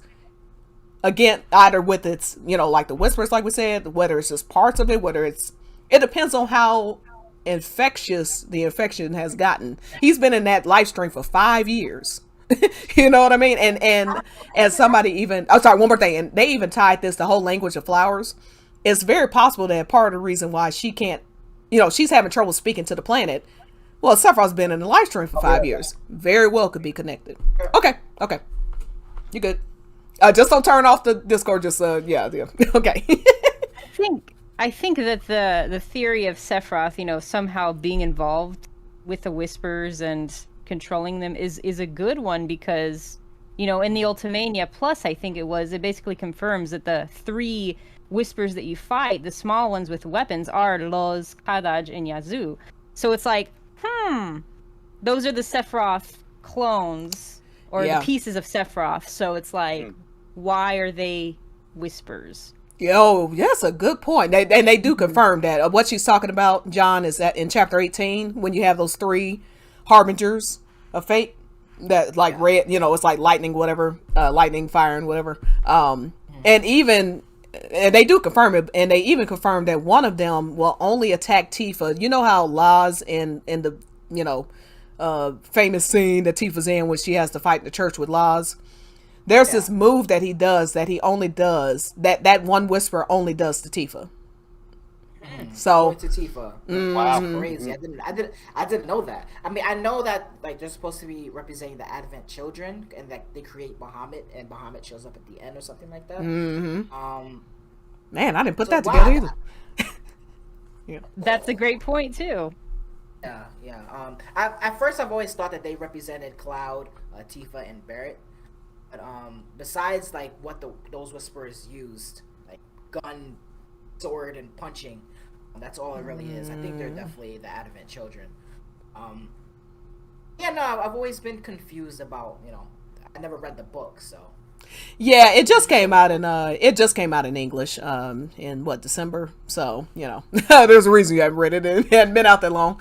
And frankly, they are trying to confuse, they are throwing a lot of information at you at once, which is, again, this is how it works. They just have to throw little hints there. Red 13 implying that if they defeat the Whispers that day, then they're changing their fate. Based on what? Other than the fact that Red 13 said it, based on what? But Red 13 says it with authority, and so people's minds just. That's how red herrings work. And so that's also like what I was gonna get into. Like my follow up question was, if Sephiroth is in control of the Whisperers, which it seems like he is, why does he loses, right? So that's why he wants to change fate.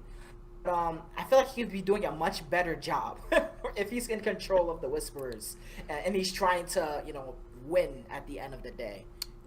I don't get this whole Whisperer thing. I was hoping y'all could tell me. I swear I'm gonna let somebody else talk. Let me. I'm loving these questions. This is making me invigorated. My personal belief on it, it could be an enemy of my enemy type deal. Right now, the planet and Sephiroth's goals may align right now. That's another reason. It may not be. He could be in control. It also could be that he's helping the planet do what it wants to do in this moment, if that makes sense. They have a similar goal. At some point, their goal deviates, obviously, because Sephiroth wants to destroy the planet. But as long as the other is helping them achieve what their temporary goal is, then they're not fighting each other. That could be also what's going on. And what I think is, so you have this trinity going on between basically Aerith / the team, the planet, and then Sephiroth and Jenova. And sometimes they're going to be different alliances depending on what the situation is. Yeah, jumping off of that, it does make a lot of sense that they would kind of be not in cahoots, but seem that way, because obviously the planet is like, what you humans are doing, particularly Shinra, is disgusting. You're draining the life stream, right? So it's not good for the planet. So the planet's like, okay, let's just get rid of these fuckers. But then Sephiroth, he wants to just destroy the planet and humans, so it's like their goals kind of align, but not all the way. Okay. Mm-hmm. What about you, Lex? Wow. Y'all took the words out of my mouth. It's just that there's like the best. Yeah, again, as I said earlier, the best theories that I could come up with, you've already said. So, I'm just gonna. I am going to reserve. I'm going to reserve some my any developments for a different point, or a point that may come up. Okay, well, we're gonna let Lex go first so he can say sorry, because I've been jumping right in there, going. Yeah, there's just stuff. There are some things that are just, until we actually see it in the game, we can speculate all day, but hell, I mean, some of this is just a crapshoot. It's just as likely that Zack is in another, I'm about to say another dimension, another timeline, as it is that he's dead. Dimension does work. It is just as likely he could be one or the other. The only thing that is not possible for me is him being alive in the same timeline as Cloud. Mm-hmm. Unless it's a thing where they literally brought him back to life, but that's not the way they portrayed it. It's not like you saw his dead body laying there and then it came back to life. Yeah. They portray it as Zack never died. That's impossible in Cloud's timeline, and it actually make any sense. How did he get the sword? How did he get the clothes? Where is he? You see Cloud and Zack pass through Aerith and Cloud. Why didn't they see them? Or why are two different things? Zack, they confirm again in the World Preview book that Zack died in September. They say he's dead. And this is in a remake book that came out a year before a remake came out. So they confirm he died. So then the question is, he's either come back to life, he's still dead and doesn't know it, or he's in another timeline. And since they don't show him, reviving, that just seems to be out of the equation for me. The sword alone means he can't be alive at the same time. He can't have, survive somehow in the same timeline, and he's just out there somewhere. Where the hell did Cloud get a sword identical to his in 3 months while he was in a catatonic state wandering around? There's no good explanation for that. So, yeah. I guess another question that I have is, you talked about it very briefly. Is Aerith a different fucking person? Because there are some moments in this game that kind of pissed me off. It's like she be acting like, kind of like this innocent fucking person. And then there'd be random times throughout the point of the game. And the first time I believe where I noticed this was when you're going through the store, you're on your way to go to Sector 7 because you just got news that, they want to drop the plate. And Tifa's talking to Aerith and she's like, Aerith is very reserved and not really telling Tifa everything is going to be okay. Like, we're going to stop him. Everything seems like she knows that the plate is gonna fall. She's references several times throughout that sword shit. Then you get to when you rescue her from the Shinra building, and she starts saying all this cryptic bullshit. And then once again, it happens on the way there. And then she gets to the bridge where they all go to fight the Whisperers and confront them. And she does it again. And then she does this so many times throughout the game where I think that she has knowledge of the fucking future, that she knows what's supposed to happen. And I am so confused about that. And I hate when I notice things I don't have answers. And I look online, and it's just no one's giving me the answer. So what do you all think about that? Let's let Lex go first. Yeah, let's let Lex go first. That's why I shut up. Yeah, Lex, then Ultra. I mean, there's different theories that go on in my head when it comes to that. Is that the one that I think makes most sense to me is that she does have foreknowledge because of her ability to communicate with the planet. But the thing is, the Whispers don't want her to have that knowledge in that way. So that's the way they come in, and she says that, like, you know, every time the Whispers touch me, a part of me gets taken away, or something like that. Yeah. Or whatever the actual quote is. But what I also kind of feel as well is that when it comes to Aerith, is that my music? Yeah, it's somebody's music. I'm so sorry. Oh, it's okay. Sorry, I thought my music player was going at the same time because that was happening earlier too. But at the same time, I also think that she is, in a sense, powerless to do anything about it. All she can do is control what she can control, but she can't change fate. She either doesn't know how, or she does not have the ability to do so. All she knows is that at the end, chapter 18, she's like, "Oh yeah, we can do this. We can defeat them. We can change destiny or something like that." I think she actually thinks that she can, and because maybe the foreknowledge is that she knows that their story isn't over. She knows that there's still more to come, and so she kind of knows that they just have to get through this battle because she knows everything is going to happen. She knows. Oh, sorry, she doesn't know what may happen in the future, but she knows that there's a future for them. So as a result, that's why she's so confident in saying, in saying we can win this battle against the arbiters of fate. Yeah. So it's a little bit of So in the summary, it's a little bit of she knows a little bit of what of the possibilities. She knows a little bit of what's happening, but she's also powerless to change things like the big events that are supposed to happen, like the falling of the Sector 7 plate, and things like that. So yeah, it's very confusing, but at the same time, it's also intriguing what she can and she can't do. Yeah. Ultra or Hristiana, you want to go next? Yeah, jumping off of what you said, you know, a lot of great stuff there, and I definitely agree. Aerith has, you know, one question for me coming from the OG is like, is this a future Aerith, or is this just them, the developers, showing her Cetra knowledge a little bit more? Because that could very well be the case. I mean, she has knowledge about the planet and this kind of intuition that normal humans don't have. And so that could very well be their way of just showing that more to us. That's what I think. Ultra.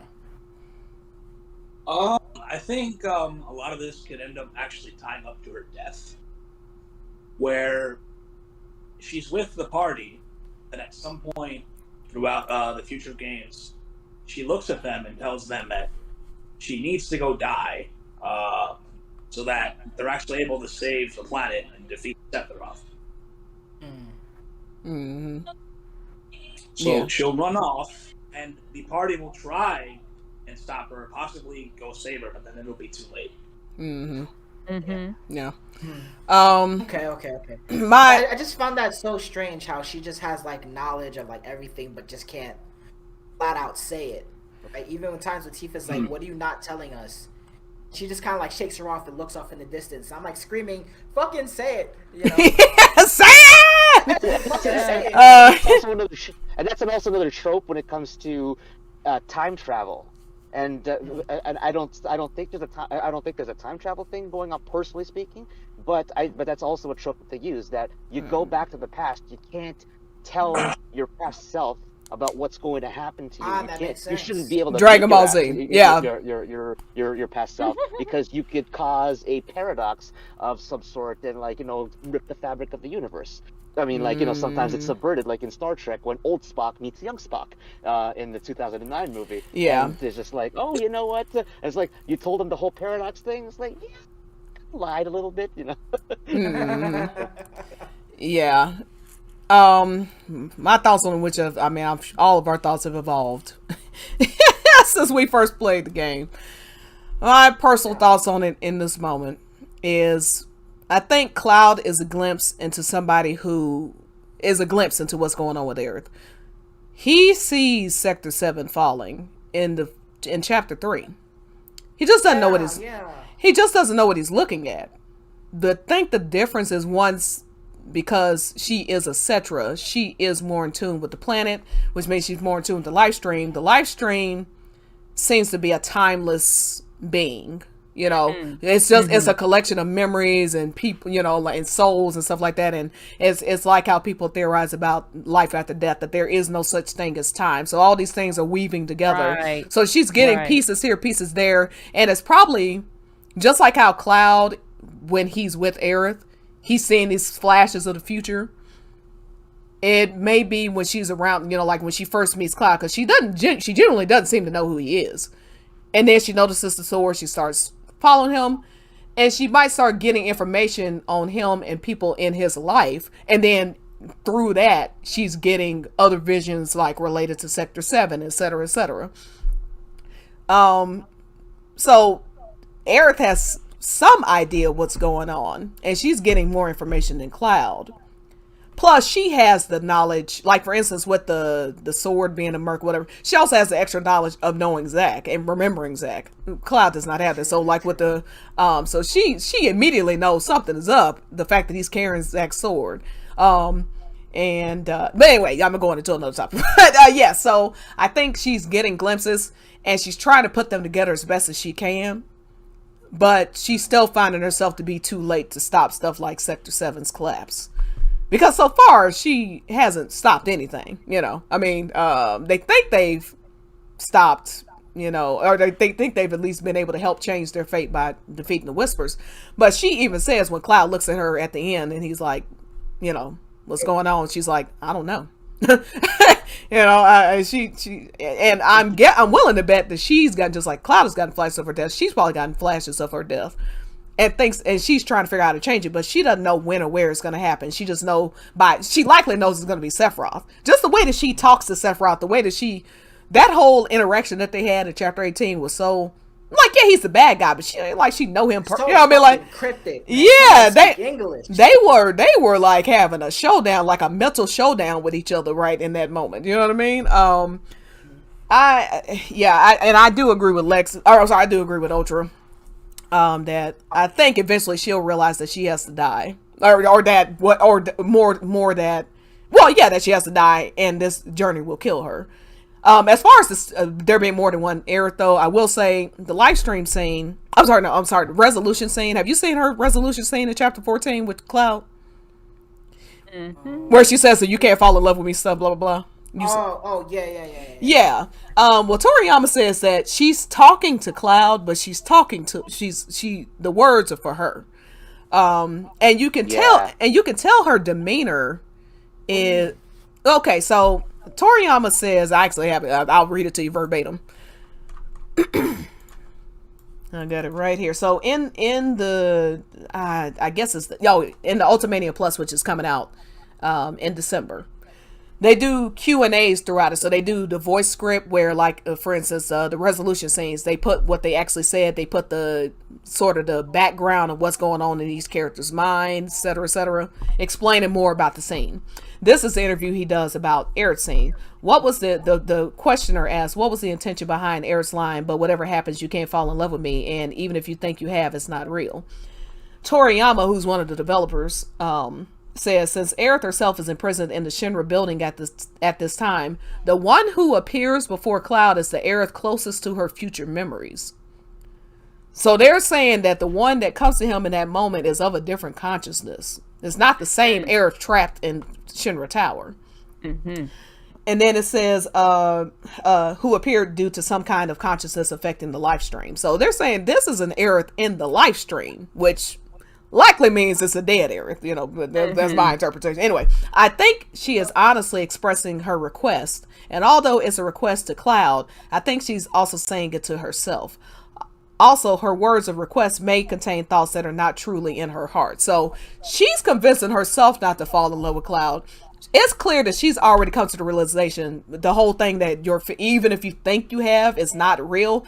That's not, you know, the trope, you can't fall in love with me. That's a romantic trope. And this is, they throw these at Cloud and Aerith from time to time. They throw what seems to be, you know, like a common romantic trope. But no, I've never seen a romantic trope where it ends with your feelings are real.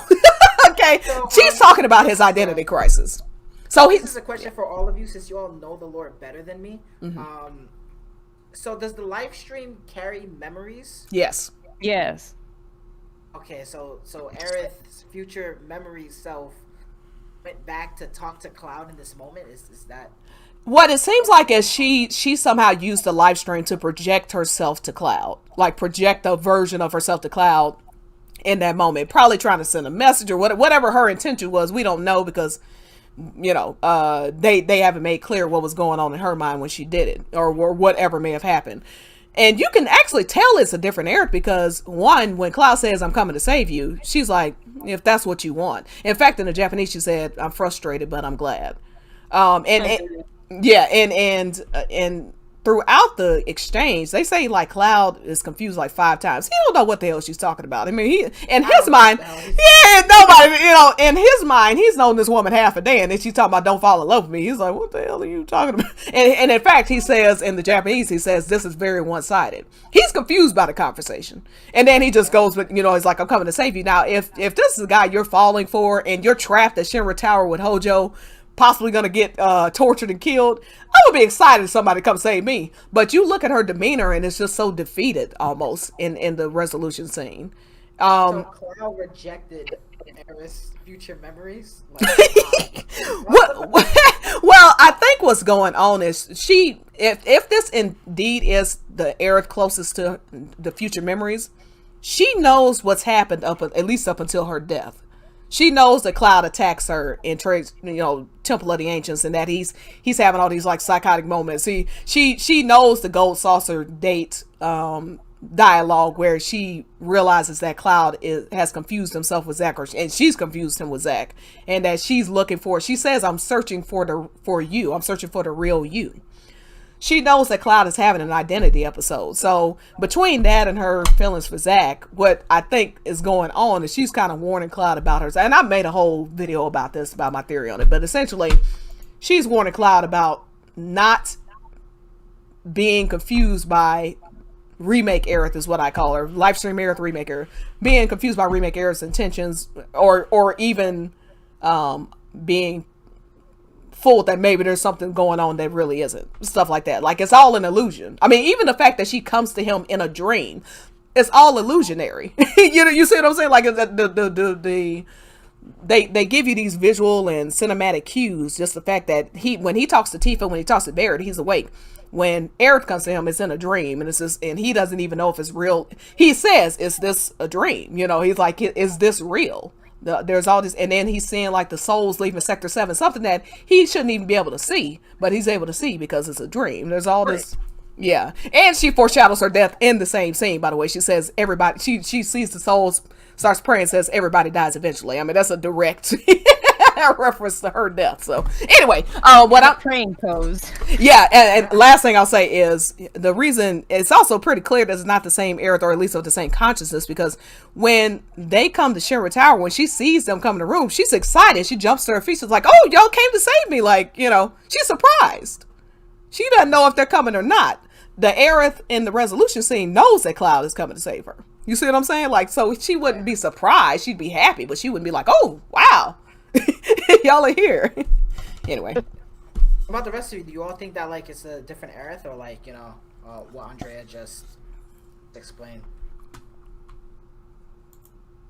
I think, I don't know, one theme, in my opinion, it's not confirmed, but it's like one theme of the game you can get out of it is that, no matter how much you try to change fate, you cannot, because it's already been ordained.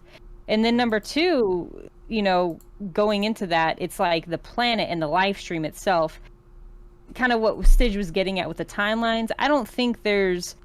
I think everything is, like, there's really no one specific, how should I say, all the timelines are like together, all the memories, all the souls, there's this all-knowing knowledge that the planet has.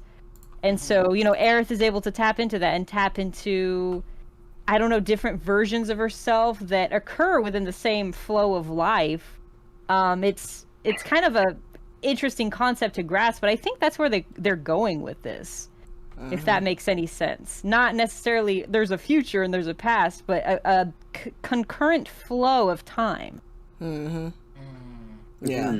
Yeah. And that actually makes sense, because if you look at the end of Remake, Cloud and Zack leaving where he should have died, they give the impression these things are almost happening simultaneously too, at the same time. Yeah, like they can't see each other because maybe different timeline or whatever you say, dead, different timeline, whatever it is, but those things are happening concurrently, as she said. So there's some validity to that for sure. And we're gonna be wrapping it up soon, by the way. It's been 2 hours. I can't believe it's been 2 hours already. Holy shit, it has. Yeah, I know. 2 hours, crazy. I appreciate you all answering my questions, and I like talking about theories of this, For sure, yeah. We're going to have to do this again so you can answer more of our questions about God of War. We definitely got to do another God of War podcast before before the game actually comes out. Whew. But yeah, any last thoughts? Just anything you want to go over? Any last thoughts, last questions? My last thoughts are, I'm really need them to give us a trailer. We have waited long enough. I'm sick of waiting. I am sick of waiting. At this point, the fandoms is driving itself crazy. We're just mulling over the same information over and over again. There's only so many ways I can look at the train roll, There's only so many nude mods. I know, there's only so many nude mods. God. I don't even follow that many Final Fantasy VII Twitter accounts, but holy shit, they've been getting to me somehow. There must be a lot. Oh, a lot. And the mods it was nice because they breathed new life into the game almost, because you get to see all these angles and stuff and find Easter eggs that you didn't see before. But yeah, I'm even starting to get tired of the game. I'm like, okay, I need a new game now. So yeah. I guess my last thoughts is that I think even though this is convoluted and people want their okay, this needs to be my ending, I don't want to think about the ending too much. I think it's great, because if they didn't make the ending as they did, we wouldn't be here talking, right? There'll be nothing to talk about if this was just a Final Fantasy VII remake, right? If this was a traditional remake, we wouldn't be here talking about it right now. So I think that although the ending may be convoluted and controversial, I kind of like the fact that we have something to talk about. Yeah, for sure. That's sure, yeah. Square specifically did they basically set up all those red herrings and events because it gets people talking, like we're doing right now. We're basically doing their advertising for them. yeah, for sure. I don't think that's like a walking advertisement for their game at this point. Yeah. Show us the money, Square. Yeah. But I will also say too that of course, just jumping off what all you guys were saying so far, it's as they said at the end of Remake proper, the unknown journey will continue, and that's the thing. That's the great part about it is the journey, not just it's not the destination, it's the journey. Oh yeah, for sure. Definitely. And what a journey it's been, and will continue to be. As long as I'm not signing up for AARP by the time this shit is over, I can live with a little longer wait. But I'm gonna need them to hurry this up, because 34 is approaching, and what 2 months I'm gonna be 34. I'm gonna need to not be 94 by the time this shit. Well, I mean, how do you think that Nojima and Nomura feel? They're like, what, 50 already? And so they better hurry it up. Toriyama, I think Toriyama and Nomura are 51. Nojima's 58. Yeah, they tied it. And I can tell you right now, after that, you know whose situation? With the Jesse and all that, and getting harassed all over his timeline. Oh, please don't make Cloudy canon, and like, come on. Nojima was like, this. Look, we got to finish this up. Okay. One quick question. It's an easy answer. Which book do I have to read that's like after the original game, and which ones are about remake? Oh, well, I'm glad you asked, because I'm actually doing a book club over the summer. I haven't come up with a title yet. That's the one thing I'm missing. But you have there are 3 books related. So Traces of Two Paths is the one that was written. It was written last summer. Well, it wasn't written last summer. I'm sorry. It was released last July. That goes through Tifa's child, basically through Tifa's years, 0-ish through 18, 19, right before the game, essentially, telling from her perspective. Then it also goes through a lot of Aerith's younger years up until right before she meets Zack. They hang on another Xerath cliffhanger saying, hey, I'll tell you, she tells Tifa, I'll tell you about my first love, Zack, later, because Cloud interrupts the conversation. Yeah, it's released in Japanese, and so what some very beautiful souls did that are Japanese natives, so they are dual language, bilingual. That's what I'm trying to say, dual language. Bilingual. They translated the whole book, and so that's how we're gonna read. So in July we're gonna read Trace of Two Paths. That goes through Tifa's childhood up until around 18-19. Then you have Avid Children. Before Avid Children starts, there's a book called On the Way to a Smile. It's like $12-15 on Amazon. I think I know where to find a free version of it, but that's what we'll be reading next. And then you have The Kids Are All Right, which happens after Avid Children. And it shows basically how Cloud goes back home and goes back home to his family, blah, blah, blah, and stuff like that. It's fun. And it goes into a lot of the Turk stuff, and even talks about Rufus's family members. He has a brother, etc., etc. So Traces of Two Paths, On the Way to a Smile, and The Kids Are All Right. Yeah, and if you ever want like I said, I can give you the links for Traces of Two Paths because it's all free. I think I know where to find the other 2 free, but if not, then I know like I said, they're on Amazon to buy. They're pretty cheap. Yeah. Hello, and thank you so much for tuning in to the Stygian Stilettos Gamer Podcast for Final Fantasy VII Remake. I'm Hristiana Sula. And I'm Lex Han. And we are the co-hosts of a podcast called The Escapists Room, where we escape this wild and crazy world and delve into an even wilder and crazier world. And you can also subscribe to our podcast on Anchor.fm and on Spotify, and also follow us on social media, Facebook.com/groups/The Escapists Room, and on Twitter and Instagram at Escapists Room. And you can follow all of my acting exploits at www.hristianasula.com. That's www.hristianasoula.com. And you can follow my broadcasting exploits at Lextan Media. That's LEXTANMEDIA on Twitter and Instagram. And now back to the Stygian Stilettos Gamers podcast. This is Stygian Stilettos Gamer, and I am # out of here, honey.